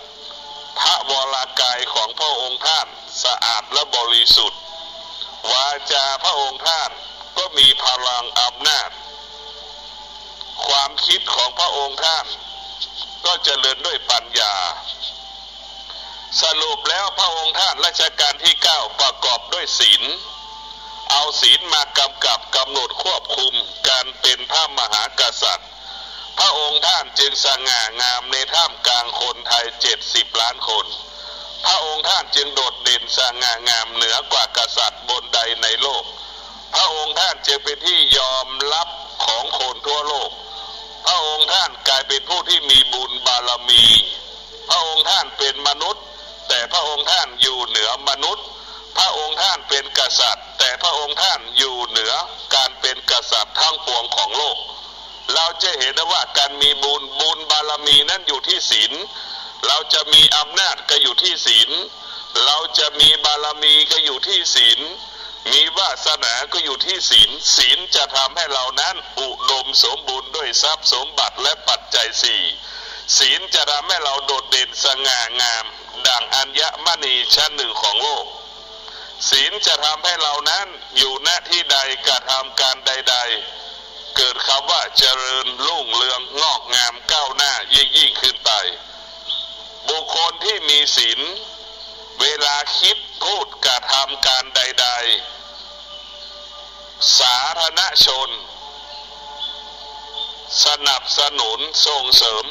ความคิดคำพูดการกระทำนั้นๆดังพระบาทสมเด็จพระเจ้าอยู่หัวดังหลวงปู่หลวงพ่อหลวงตาบัววัดป่าบ้านตากประกาศจะช่วยชาติคนทั้งชาติก็ช่วยกันบริจาคทองคำให้กับหลวงตาบัวเราจะเห็นว่าบุคคลที่มีศีลเวลาคิดและพูดมนุษย์ก็เมตตาเทวดาก็เมตตาผีทั้งหลายดวงวิญญาณทั้งหลายก็เมตตา ผีทั้งหลายก็ส่งเสริมมนุษย์ก็ส่งเสริมเทวดาก็ส่งเสริมบุคคลใดที่มีศีลมีสมาธิมีปัญญาคิดพูดกระทำการใดๆมนุษย์เมตตาส่งเสริมเทวดาเมตตาส่งเสริมดวงจิตดวงวิญญาณได้เรียกว่าผีทั้งหลายก็เมตตาส่งเสริมบุคคลที่มีศีลมีสมาธิปัญญาคิดพูดกระทำการได้สำลิดผลสมปรารถนาในสิ่งที่ต้องการและปรารถนาดังครูบาเจ้าศรีวิชัยครูบาเจ้าศรีวิชัยผู้เจริญด้วยศีลสมาธิปัญญาของหนักกลายเป็นของเบาของยากกลายเป็นของง่ายดังถนนขึ้นดอยสุเทพหลวงปู่ครูบาเจ้าศรีวิชัยใช้เวลา8 เดือนนึกดูหลวงปู่ใช้เวลาแค่8 เดือนนึกดูกันแล้วกันเพราะฉะนั้นหลวงปู่เป็นผู้ที่มีศีลอันบริสุทธิ์ศีลนั้นมีพลังศีลนั้นมีอำนาจศีลนั้นทำให้มีบุญมีบารมีมีวาสนาให้มนุษย์หญิงชายเมตตาเกื้อกูลศีลนั้นของหอมครูบามีศีลครูบาเป็นของหอมทุกคนก็มาอยู่ใกล้ครูบาเปรียบเสมือนต้นเกสรดอกไม้สาธารณชนเปรียบเสมือนแมลงผึ้งมันก็มาดูมเกสรดอกไม้ตลอดทั้งวันทั้งคืนเกสรดอกไม้นั้นมีระยะเวลาแต่ความดีที่พระพุทธเจ้าบัญญัติไว้มีตลอดเวลาดังครูบาเจ้าศรีวิชัยอยู่ในสถิตอยู่ในดวงใจเราเป็นเวลาเป็น100 ปีก็เพราะครูบาเจ้าศรีวิชัยใช้ศีลนี่แหละเป็นสร้างบารมีบุคคลใดมีศีลบุคคลนั้นมีบุญมีบารมีบุคคลใดมีศีลบุคคลนั้นมีอำนาจบุคคลที่มีอำนาจหากไม่มีศีลไม่มีบารมีไม่มีใครเคารพไม่มีใครเชื่อฟังคนจะเคารพเชื่อฟังก็คือคนที่มีศีลเพราะฉะนั้นคนที่มีศีลทั้งเบื้องหน้าเบื้องหลังเป็นที่เคารพเกรงขามย่ำเกรงแก่สาธารณชนท่านทั้งหลายบุญบารมีเกิดขึ้นได้เกิดจากการรักษาศีลเราต้องสร้างบารมีเราต้องสร้างโดยการรักษาศีลนั่นแหละทำให้เราจิตสะอาดและบริสุทธิ์ศีลนั่นแหละจะทำให้เราเป็นคนที่ประเสริฐสูงสุดของชีวิตสาธุสวัสดีครับท่านผู้ฟังที่เคารพการแบ่งปันความคิดดีๆวันนี้ผมกาเศรษฐ์เพชรสำริดวิทยากรก็จะได้นำเรื่องของอันตรธานธรรมที่จะสูญสิ้นไปครับจากสิ่งที่ยากก็จะสูญสิ้นก่อนแล้วก็ในส่วนที่ง่ายก็จะสูญสิ้นทีหลังศาสนธรรมคำสอนขององค์สมเด็จพระสัมมาสัมพุทธเจ้าที่เราเท้าความว่าพระไตรปิฎกคำสอน 84,000 พระธรรมขันธ์พระวินัยปิฎก 21,000 พระธรรมขันธ์พระสุตตันตปิฎก 21,000 พระธรรมขันธ์พระอภิธรรมปิฎก 42,000 พระธรรมขันธ์รวมแล้ว 84,000 พระธรรมขันธ์นะครับท่านผู้ฟังก็ในส่วนที่จะอันตรธานสูญหายไปก่อนก็คือพระอภิธรรมปิฎก 42,000 พระธรรมขันธ์แล้วก็ต่อด้วยพระสุตตันตปิฎกแล้วก็พระวินัยปิฎกตามลำดับในส่วนของพระไตรปิฎกอภิธรรมปิฎกนั้นก็จะแยกแยะในสิ่งที่ยากอภิธรรม7คัมภีร์ก็ในส่วนของปัฏฐานคัมภีร์สุดท้ายคัมภีร์ที่7ก็จะเสื่อมสูญก่อนถ้าเราเปรียบเทียบเรื่องของการศึกษาการปฏิบัติการที่เกิดจากการปฏิบัติวิปัสสนาก็เป็นสิ่งที่ยากปฏิบัติได้โดยยากต้องมีนิสัยอินทรีย์บารมีแก่กล้าก็จะบรรลุมรรคผลนิพพานก็จะสูญสิ้นก่อนปริยัติคำสอนการศึกษาบาลีนักธรรมพระพิธรรมพระไตรปิฎกอัตถกถาฎีกาครับก็เป็นการเท้าความเมื่อคราวครั้งที่ผ่านมาผมก็ได้พูดถึงเรื่องของปัจจัย24ที่จะเสื่อมก่อนก็เริ่มตั้งแต่เหตุปัจจัยสิ่งที่ช่วยอุปการะโดยความเป็นเหตุอารัมมณปัจจัยเกี่ยวกับอารมณ์อธิปติปัจจัยเกี่ยวกับอธิบดีอนันตรปัจจัยอุปการะโดยติดต่อไม่มีระหว่างขั้นสมนันตรปัจจัย อุปการะโดยติดต่อไม่มีระหว่างขั้นแน่นอนสหชาตปัจจัยครับเกิดพร้อมกันระหว่างรูปกับนามอัญญมัญญปัจจัยก็อุปการะแก่กันและกันของนามรูปที่ขาดจากกันไม่ได้นิสยปัจจโยก็เรียกว่านิสัยปัจจัยเป็นที่อาศัยเป็นฐานประกอบการอื่นได้อุปนิสัยปัจโจเป็นอุปนิสัยเกิดกำลังมากปุเรชาตปัจจัยเป็นปัจจัยที่เกิดก่อนเพื่อเป็นกำลังหนุนปัจฉาชาตปัจจัยก็เป็นปัจจัยที่เกิดทีหลังเป็นกำลังเสริมให้สิ่งหนึ่งได้เจริญสมบูรณ์ก็นำเสนอกันมาปัจจัยที่12วันนี้ก็คืออาเสวนปัจจัยก็ช่วยอุปการะในการเสพอย่างต่อเนื่องสม่ำเสมอทำให้เกิดความคล่องแคล่วชำนาญอาเสวนาการเสพกรรมปัจจัยที่13ช่วยอุปการะในการปรุงแต่งกายวาจาและจิตใจของคนและสัตว์มนุษย์เทวดาทั้งหลายให้กิจการงานต่างๆสำเร็จลงได้ปัจจัยที่14วิปากปัจจัยก็ช่วยอุปการะโดยความเป็นวิบากก็คือตัวผลที่ได้รับปัจจัยที่15อาหารปัจจัยสิ่งที่ช่วยอุปการะในการนำมาอาหาร4อย่างแล้วก็ปัจจัยที่16อินทรียปัจจโยสิ่งที่ช่วยอุปการะโดยความเป็นผู้ปกครองในอินทรีย์22เราก็จะทยอยศึกษาทำความเข้าใจกันว่าความเป็นใหญ่22อย่างเป็นอย่างไร17ฌานปัจจัยสิ่งที่ช่วยอุปการะในการเพ่งอารมณ์มีองค์ฌาน5มีวิตกวิจารปีติสุขเอกคตา18มรรคปัจจัยสิ่งที่ช่วยอุปการะโดยความเป็นหนทางแห่งมรรคก็คือมรรคมีองค์8ก็ได้แก่ศีลสมาธิปัญญาปัจจัยที่19สัมปยุตตปัจจัยสิ่งที่ช่วยอุปการะโดยความเป็นผู้ประกอบกันคือจิตกับเจตสิกที่เข้ากันได้วิปยุตตปัจจัยที่20นั้นก็สิ่งที่ช่วยอุปการะโดยความเป็นผู้ไม่ประกอบหรือว่าเข้ากันไม่ได้ปัจจัยที่21นัตถิปัจจโยก็ช่วยอุปการะในส่วนเป็นผู้ที่ยังมีอยู่ครับอัตถิมีอยู่ผลจึงดำรงอยู่ได้22นัตถิปัจจโยสิ่งที่ช่วยอุปการะโดยความเป็นผู้ที่ยังไม่มีคือสิ่งหนึ่งตายไปสิ่งใหม่ก็เกิดขึ้นมาปัจจัยที่23วิคตาปัจจโยครับเป็นสิ่งที่ช่วยอุปการะโดยปราศจากเรียกว่าปราศจากไปทำให้เกิดสิ่งใหม่ขึ้นมาแล้วก็ปัจจัยสุดท้ายที่24อวิคตาปัจจโยสิ่งที่ช่วยอุปการะดำรงอยู่ไม่ปราศจากไปก็คือทำให้ผลเกิดขึ้นได้ครับก็เป็นส่วนที่เราจะต้องทำความเข้าใจในแต่ละปัจจัยก็ฝากเรียนท่านผู้ฟังนะครับว่าการอธิบายขยายเนื้อความปัจจัย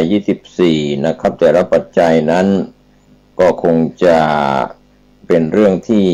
ท่านผู้ฟังก็จะเข้าใจบ้างไม่เข้าใจบ้างท่านต้องทำใจเพราะว่าเป็นของละเอียดอ่อนแล้วก็ต้องมีพื้นฐานเพราะว่ามีการยกบาลีซึ่งเป็นพุทธวจนะคำสอนของพระพุทธเจ้าตรัสไว้ในพระไตรปิฎกก็เป็นหลักฐานในเบื้องต้นหลักฐานสำคัญอันดับแรกนะครับท่านผู้ฟังก็คือจะต้องเข้าใจภาษาปัจจุบันให้ง่ายขึ้นก็คือภาษาสื่อที่ผู้บรรยายหรือพระอาจารย์หรือครูสอนหรือที่ท่านกำลังรับฟังอยู่นี้ผมก็พยายามใช้สื่อภาษาที่ท่านจะต้องเข้าใจครับก็แต่ก็ยังต้องอ้างอิงไม่ว่าจะเป็นอรรถกถาฎีกามาสนับสนุนเพื่อไม่ให้สาระของการอธิบายผิดไปจากวัตถุประสงค์ในส่วนของพุทธประสงค์ของพระพุทธองค์ก็ยังคงยืนกรานที่ยังพูดถึงภาษาบาลีอยู่นะครับท่านผู้ฟังการนำมาเป็นหลักฐานก็ถือว่าผู้ศึกษา เรา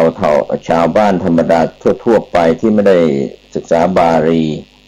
หรือว่าไม่เข้าใจภาษาบาลีก็สามารถไปอ่านในสื่อภาษาหรือทำความเข้าใจในส่วนภาษาไทยหรือภาษาท้องถิ่นนั้นได้ก็ไม่ได้มีความเสียหายแต่อย่างใดในการที่เราจะศึกษาเรื่องของอันตรธานธรรมที่จะสูญสิ้นไปนี้ก็ขอให้ท่านผู้ฟังและผู้ศึกษาโดยทั่วไปจะต้องทำจิตใจให้มีสมาธิมีจิตใจมั่นคงไม่ฟุ้งซ่านทำจิตใจให้สบายๆเหมือนจานเปล่าที่ล้างให้สะอาดแล้วก็ต้องทำใจของตนให้ว่างตั้งใจศึกษาเหตุปัจจัยแล้วก็อารมณปัจจัยให้เข้าใจก็เรียกว่าทำความเข้าใจตามพื้นฐานของตัวท่านเองนะครับคงจะไปเอาใครมาเป็นพื้นฐานได้ยากถ้าท่านไม่เข้าใจก็คือยังไม่เข้าใจจะต้องศึกษาเพิ่มเติมจนกว่าจะเข้าใจอย่างเช่นศัพท์ที่จะใช้เป็นสื่อภาษาในเรื่องของอันตรธานธรรมนั้นก็เป็นภาษาบาลีภาษาธรรมเสียเป็นส่วนใหญ่ครับอย่างเช่นปัจจัยธรรมเนี่ยถ้าอ่านว่าปัจจยธรรมก็ได้หรือว่าปัจจัยธรรมก็ได้ครับก็แล้วแต่ก็คือธรรมที่เป็นเหตุถ้าปัจจุบันธรรมหรือว่าปัจจุบันธรรมคือปัจจยุบันธรรม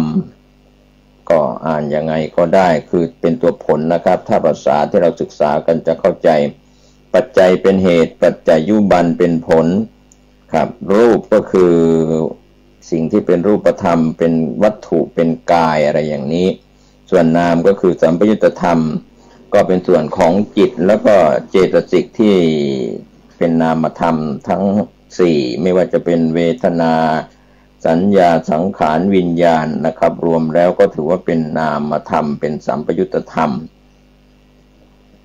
การขยายเนื้อความอันตรธานธรรมในปัจจัย24นั้นก็คงจะทยอยหลายท่านที่เคยศึกษาในอภิธรรม7คัมภีร์มาแล้วจนถึงปัฏฐาน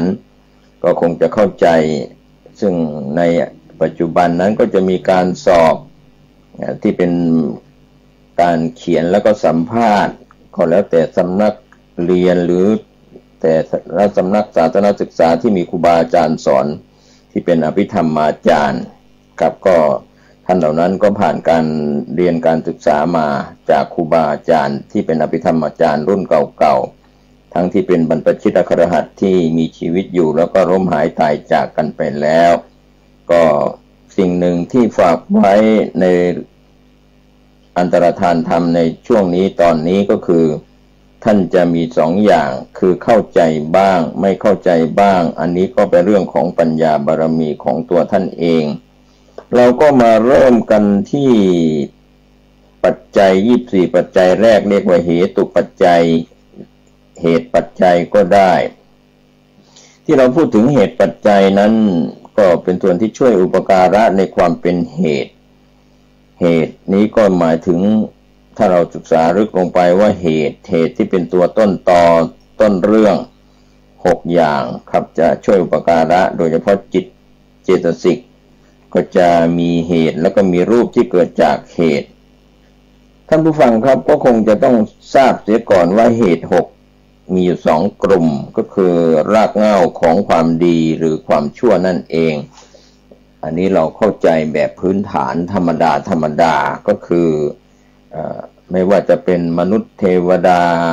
อินทร์พรหมยมยักษ์หรือสัตว์เดรัจฉานสัตว์อบายมีสัตว์นรกเปรตอสุรกายสัตว์เดรัจฉานก็มีมูลเหตุที่ต้องมาเกิดในภพภูมิต่างๆด้วย2กลุ่มใหญ่ก็คือกลุ่มบุญกับกลุ่มบาปกลุ่มบาปเราก็เรียกว่าอกุศลเหตุก็มีความโลภความโกรธความหลงหรือเราใช้ศัพท์ภาษาธรรมว่าโลภะ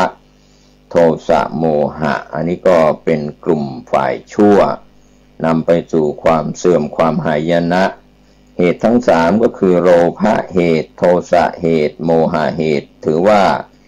เป็นอกุศลเหตุนะครับท่านผู้ฟังส่วนเหตุความดีทางแห่งความดีเราก็ใช้ศัพท์ว่ากุศลเหตุมีอโลภะเหตุไม่โลภอโทสะเหตุไม่โกรธอโมหะเหตุไม่หลงก็เรียกว่าสองกลุ่มนี้กลุ่มดีกับกลุ่มชั่วก็เป็นเหตุมีอยู่สองต้นทางท่านจะไปทางไหนจะสั่งสมเหตุดีมากหรือว่าเหตุไม่ดีมากอย่างไรหรืออาจจะทำใกล้เคียงกันอย่างไรก็เป็นอีกเรื่องหนึ่งในการที่เราจะเปรียบเทียบด้วยข้ออุปมานะครับก็อาจจะอยู่คนละฝ่ายเราใช้ศัพท์ว่าเหมือนนักมวยมีทีมน้ำเงินกับทีมแดงอยู่คนละมุมฝ่ายแดงฝ่ายน้ำเงินถ้าเราจะเปรียบเทียบเรื่องของเหตุ6ก็มี2ฝ่ายใช้สีก็คือฝ่ายดำฝ่ายขาวอะไรอย่างนี้เนาะท่านผู้ฟังเราคงจะเห็นถ้าฝ่ายดำก็เป็นกันหาธรรมเป็นฝ่ายบาปไม่ดีแล้วก็ฝ่ายขาวก็เป็นสุกะธรรมหรือว่าสุกาธรรมเป็นธรรมฝ่ายกุศลคุณงามความดีถ้าเราจะใช้ข้ออุปไมยให้เข้าใจ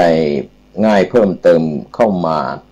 พูดแต่สภาวธรรมอย่างเดียวก็อาจจะเข้าใจยาก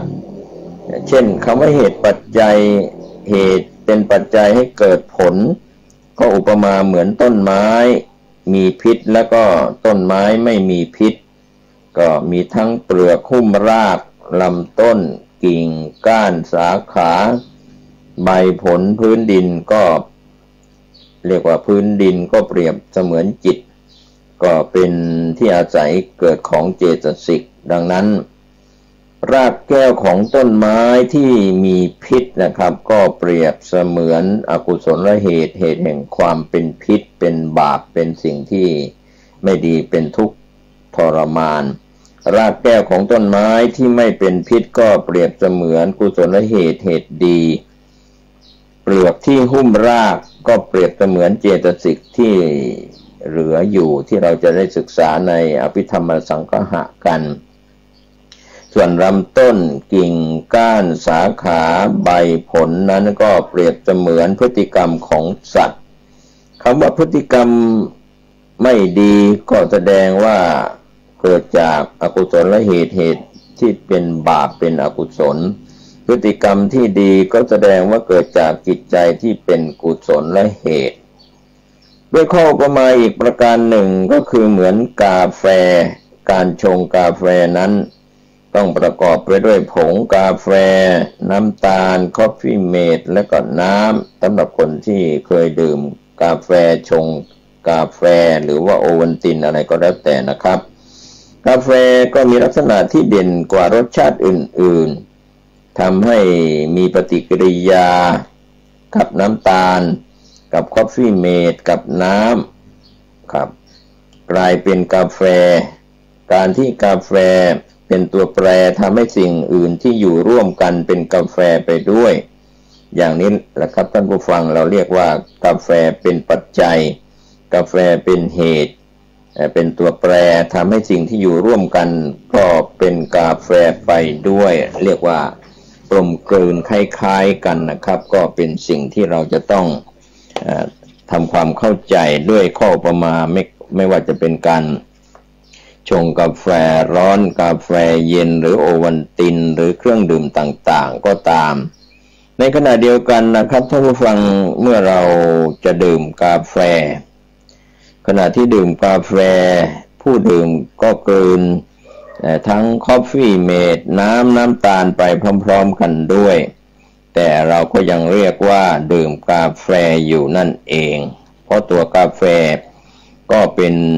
มูลรากเหง้าหรือมีรสชาติเด่นที่สุดดังนั้นสภาวะของเหตุปัจจัยที่หนึ่งนี้นะครับท่านผู้ฟังขณะที่เกิดโลภะจิตตุปบาทจิตที่เกิดความโลภก็มีจิตแล้วก็เจตสิกที่เป็นความโลภก็มีอยู่สองเหตุก็คือมีโลภะเหตุความโลภเกิดขึ้นความหลงครอบงำครับโมหะเกิดขึ้นทุกครั้งที่เกิด เรียกว่ามีจิตใจคิดไม่ดีเป็นบาปในความไม่รู้ความโง่เง่าความไม่ฉลาดก็จะครอบงำทันทีครับแล้วก็จะมีเจตสิกที่เหลือเกิดร่วมด้วยดังนั้นไม่ว่าจะเป็นโลภะเหตุเป็นต้นเหตุก็จะมีเรียกว่าเมื่อเราอยากความหลงครอบงำเมื่อมีความโกรธความหลงครอบงำดังนั้นถ้าเราจะศึกษาแล้วเราก็จะเห็นได้ว่าในขณะที่เรามีความต้องการความอยากเกิดขึ้นเนี่ยเราก็จะมืดมนอนทการไม่เข้าใจสิ่งที่ถูกต้องดีงามไม่ถูกต้องดีงามก็การที่เรามีโลภะเหตุคือความอยากก็ตัวโลภะความอยากนี้จะช่วยทำปฏิกิริยาก็เรียกว่ามีโมหะเหตุร่วมด้วยกับเจตสิกอื่นๆจิตหนึ่งแล้วก็มีนามธรรมเป็นพฤติกรรมทางกาย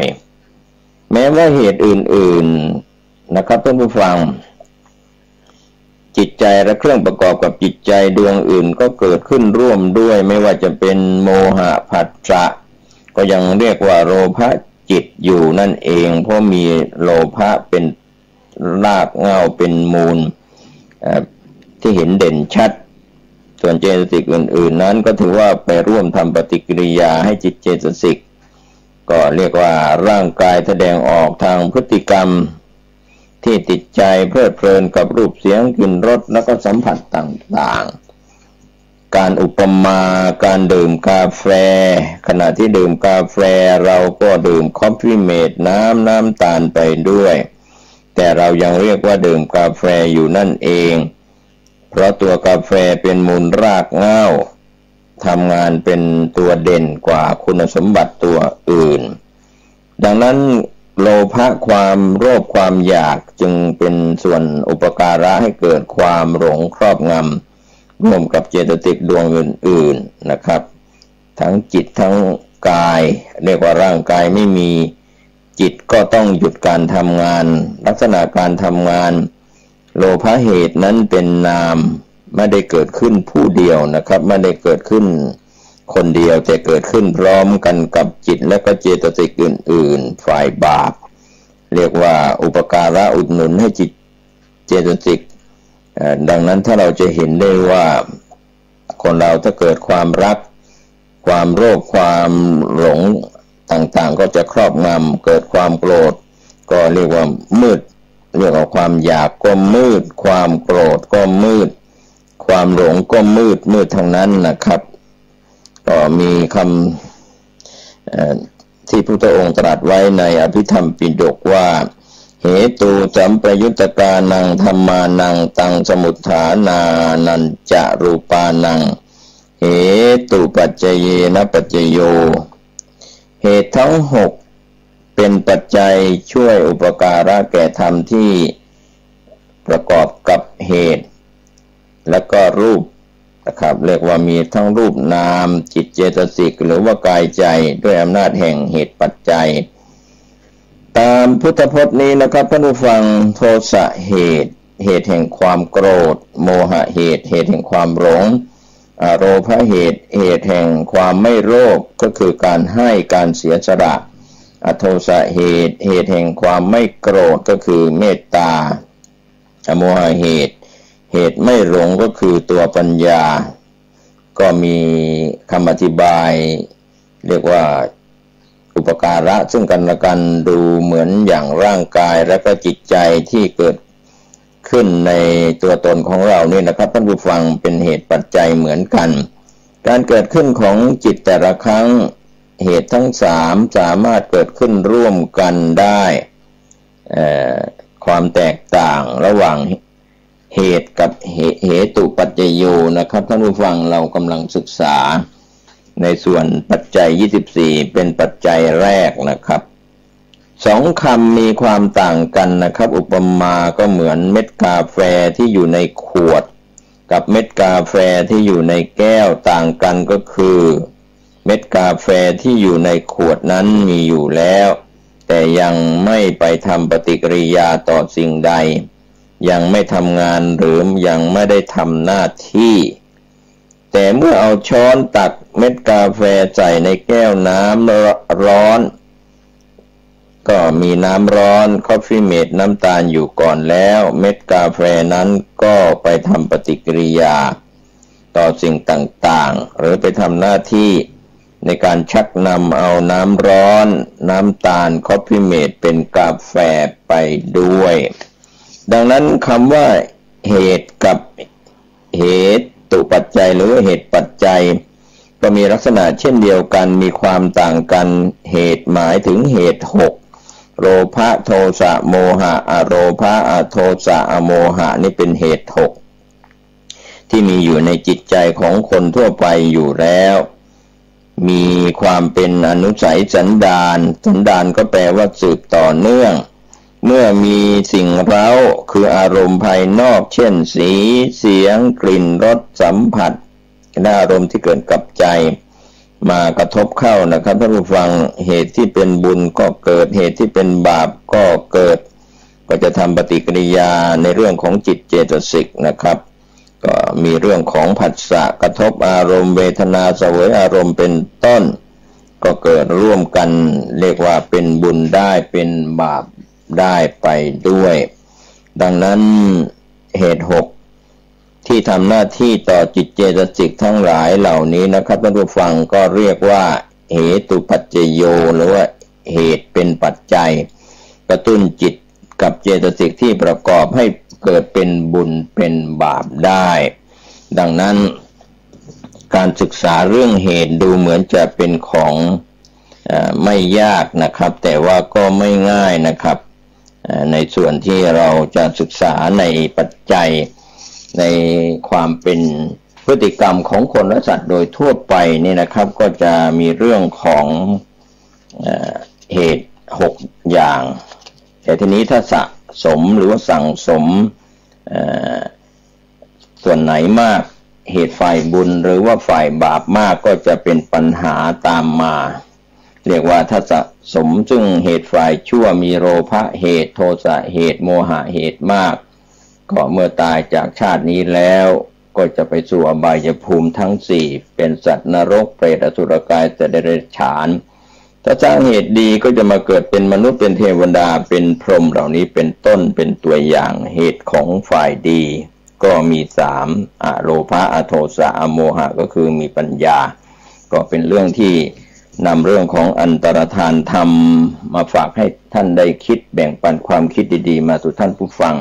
วันนี้ผมเกษตรเพชรสำริดวิทยากรก็ขอนำเรื่องของอันตรธานธรรม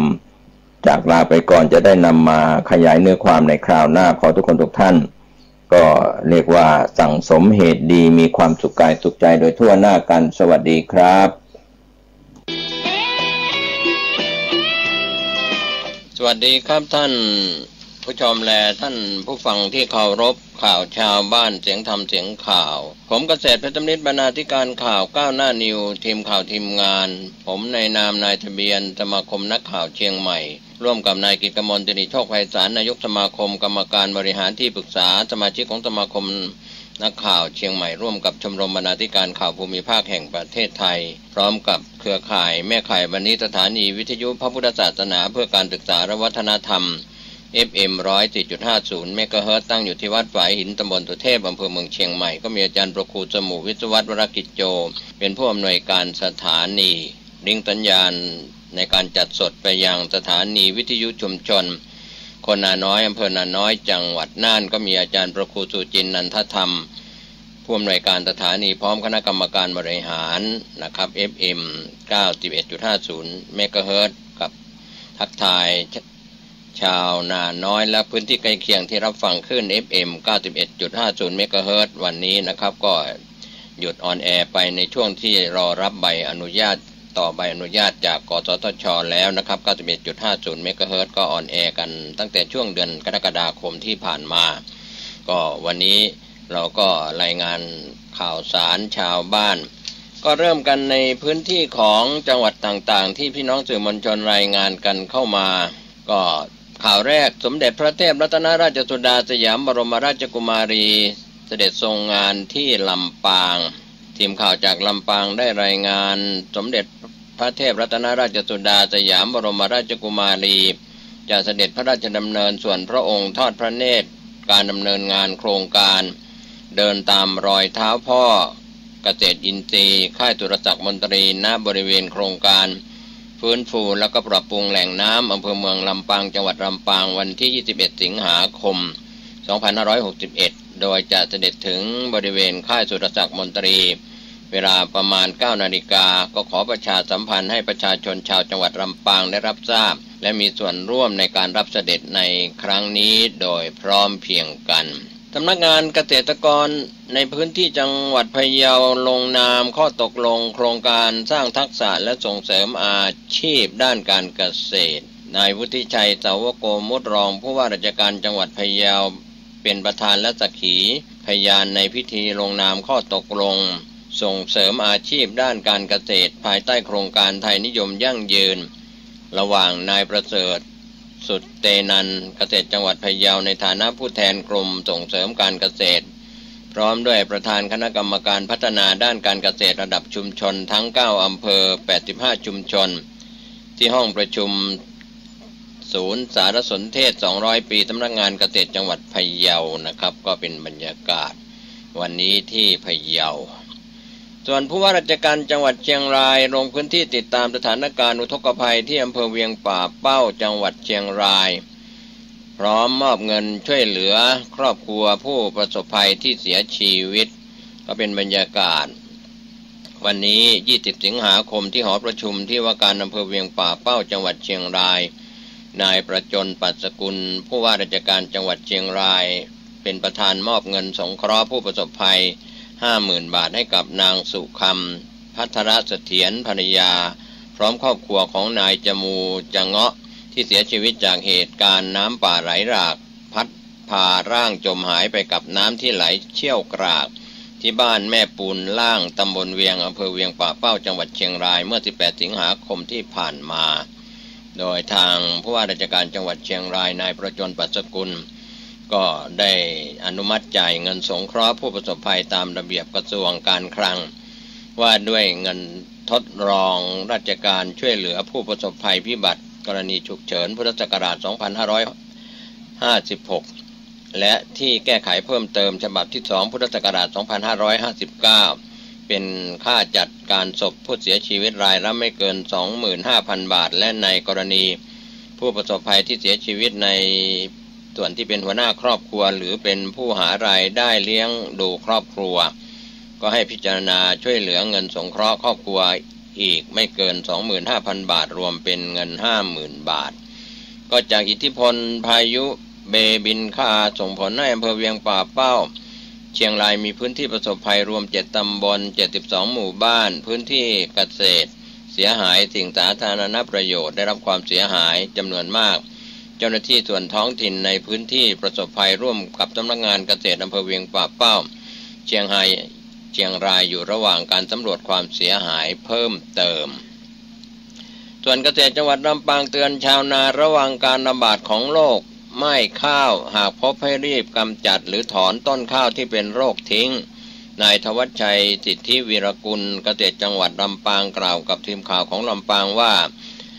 ฤดูฝนที่ลำปางนั้นมีสภาพแห้งในตอนกลางวันและชื้นในตอนกลางคืนสภาพอากาศที่เหมาะสมต่อการเกิดระบาดของโรคไหม้ข้าว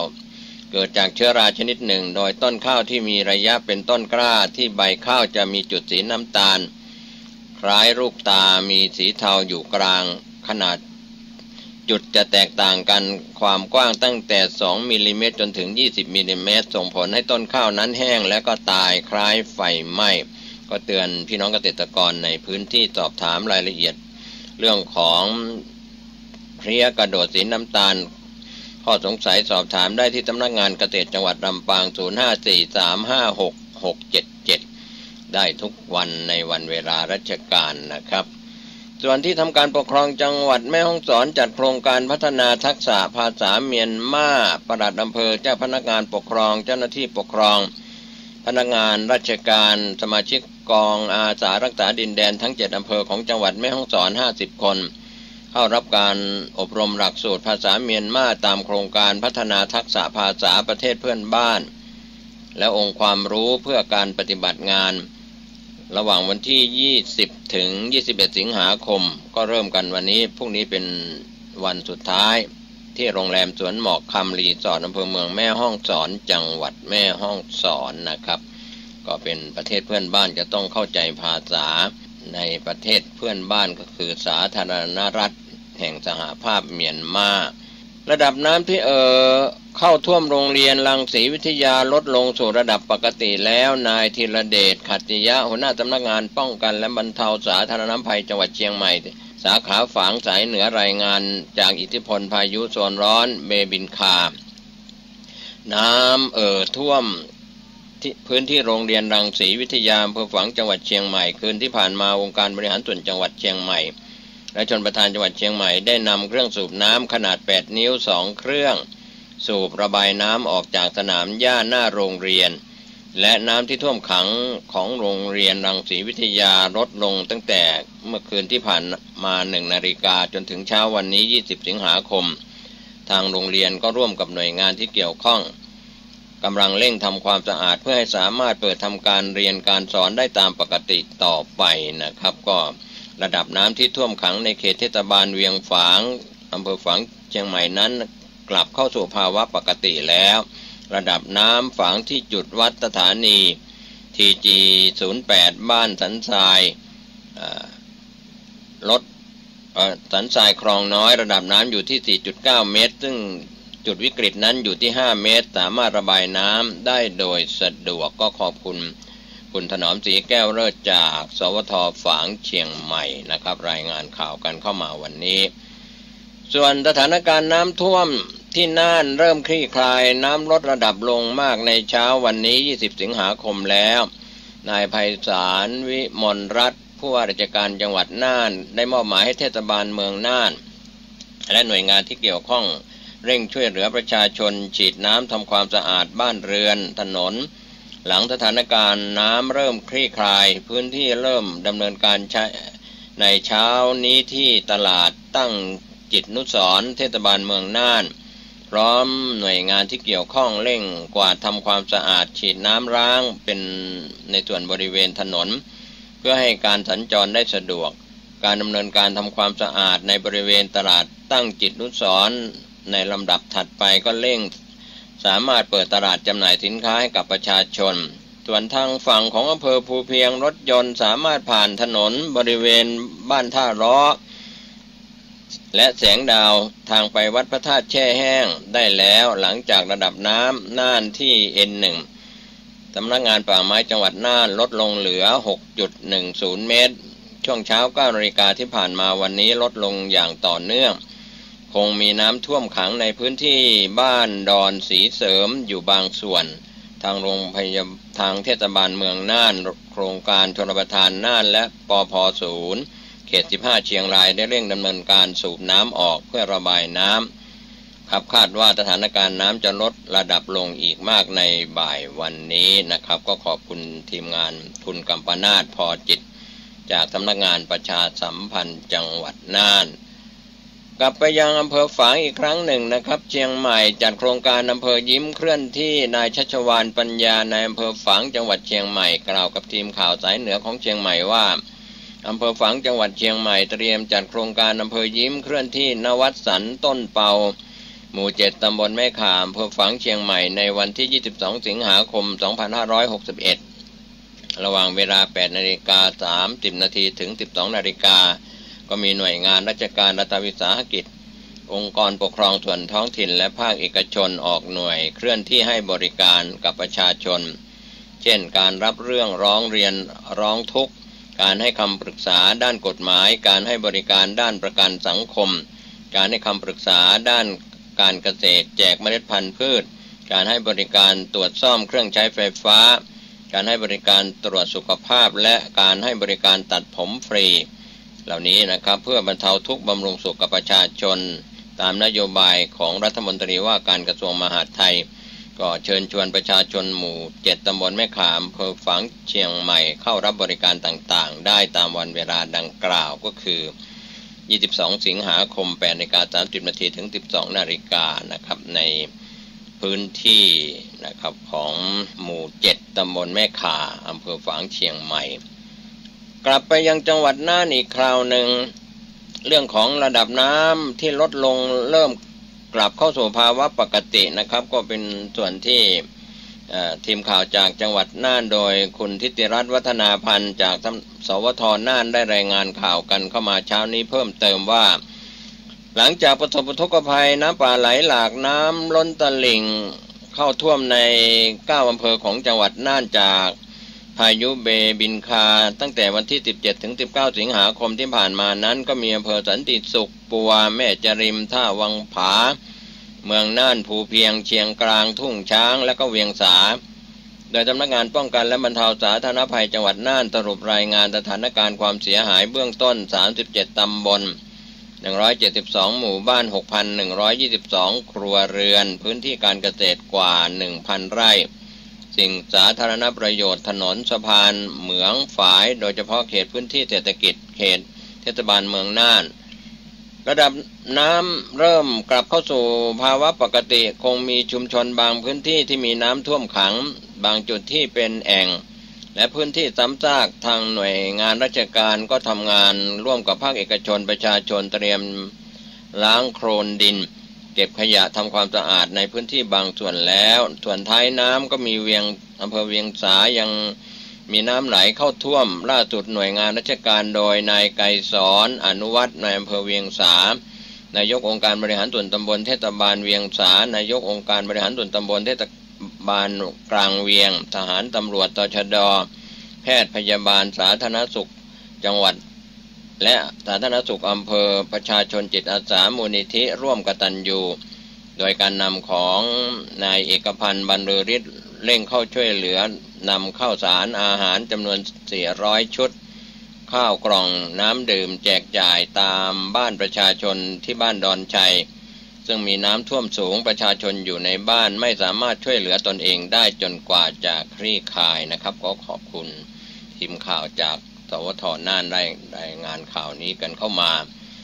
อาสาสมัครพัฒนาสังคมและความมั่นคงของมนุษย์จังหวัดลำพูนร่วมกับจิตอาสานำสิ่งของบริโภคอุปโภคเยี่ยมผู้อยู่ในภาวะยากลำบากนะครับที่ลานหน้าสารกลางจังหวัดลำพูนวันนี้สำนักงานพัฒนาสังคมและความมั่นคงของมนุษย์จังหวัดลำพูนก็จัดโครงการพลังอพม.เพื่อพัฒนาสังคมเฉลิมพระเกียรติสมเด็จพระเจ้าอยู่หัวมหาวชิราลงกรณ์บดินทรเทพยวรางกูลเพื่อสืบสานพระราชปณิธานของสมเด็จพระเจ้าอยู่หัวโดยการรวมพลังกลุ่มจิตอาสาเราทำความดีด้วยหัวใจ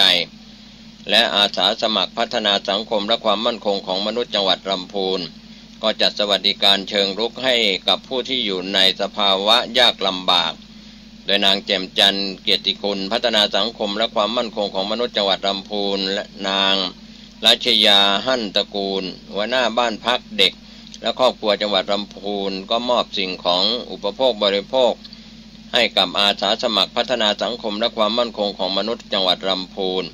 นำไปมอบให้กับผู้ที่อยู่ในสภาวะยากลำบากทั้ง8อำเภอของจังหวัดลำพูนก็ขอบคุณทีมข่าวจากสำนักงานประชาสัมพันธ์จังหวัดลำพูนสำนักงานพัฒนาฝีมือแรงงานพะเยาลุยฝึก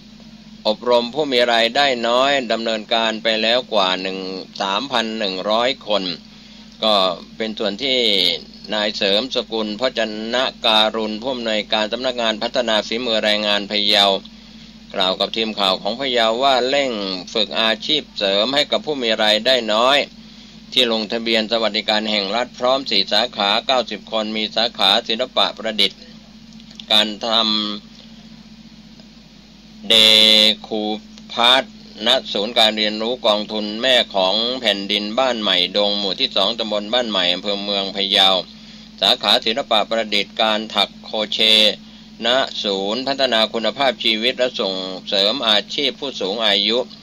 เทศบาลตำบลทุ่งรวงทองอำเภอจุนสาขาการประกอบอาหารไทยณศาลาอเนกประสงค์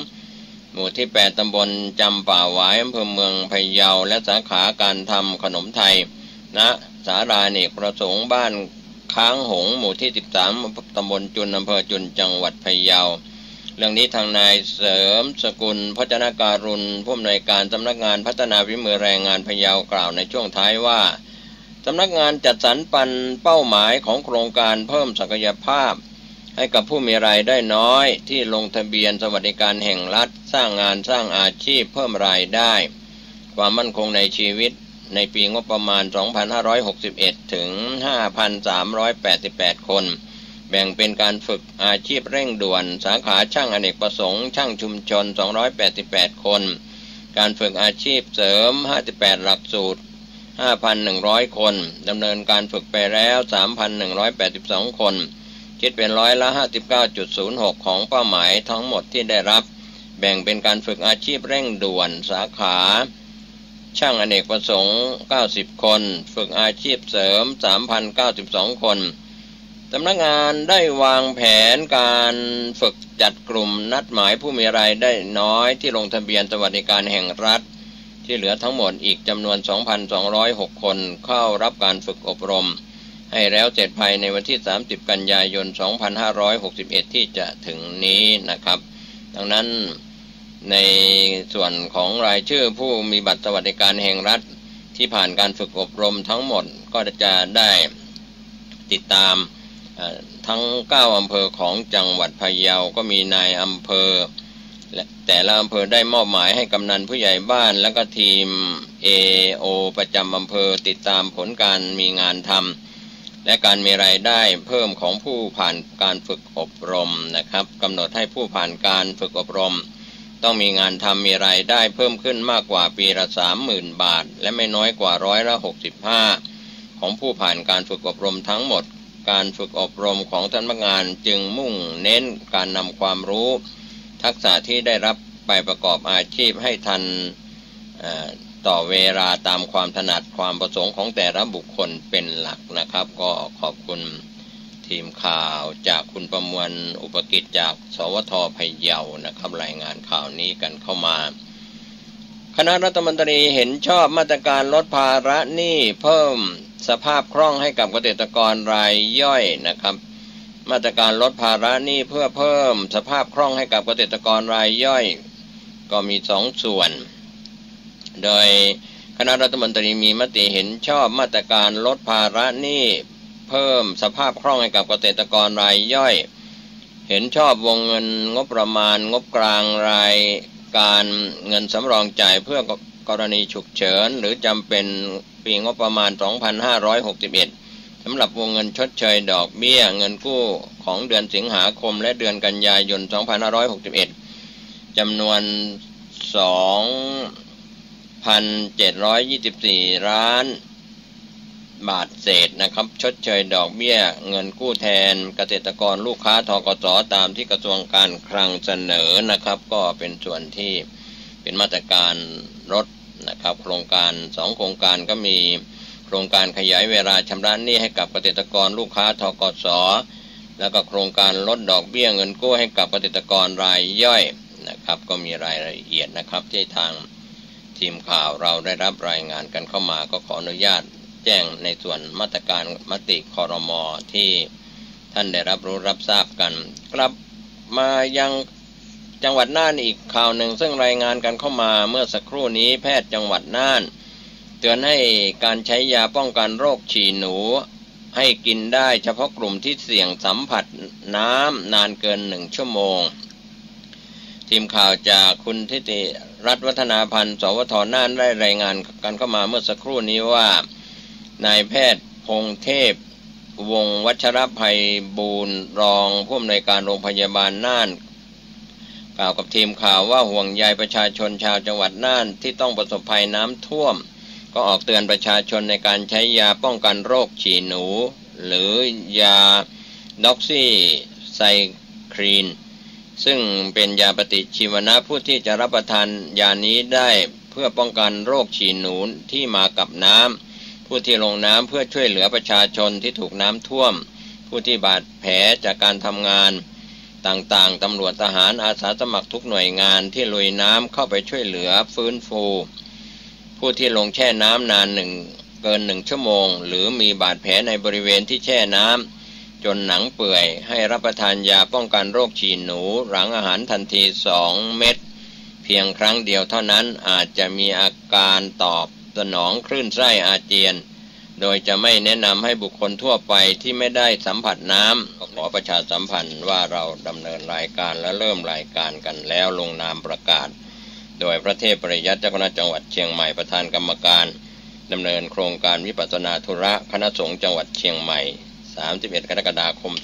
2561ที่ผ่านมานะครับก็ประชาสัมพันธ์ทยอยประชาสัมพันธ์กันไปนะครับส่วนรายการรถด่วนขบวนพิเศษขบวนที่จะมีขึ้นในครั้งต่อไปเป็นครั้งที่4วันอาทิตย์ที่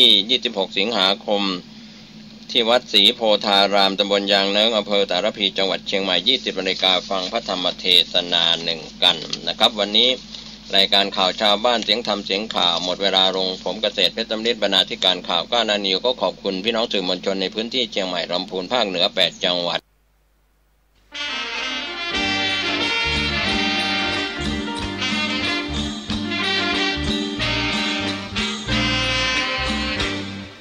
สิกรแข็งตั้งเป็นกระดูกสันหลังของชาติไทยจะเรืองอำนาจเพราะไทยเป็นชาติกสิกรรมกสิกรแข็งตั้งเป็นกระดูกสันหลังของชาติไทยจะเรืองที่นี่สถานีวิทยุ FM 104.50 เมกะเฮิรตซ์วัดฝายหินมหาวิทยาลัยเชียงใหม่จังหวัดเชียงใหม่รายการต่อจากนี้ไปขอเชิญท่านผู้ฟังทุกท่านเข้าสู่รายการดีมีคุณค่าน่าติดตามรายการเกษตรเพื่อชีวิตดำเนินรายการโดยกลุ่มรักเกษตรประสานงานโดยนายพิชัยคงพิทักษ์คณะเกษตรมหาวิทยาลัยเชียงใหม่หมายเลขโทรศัพท์053944030ขอเชิญทุกท่านติดตามรับฟังได้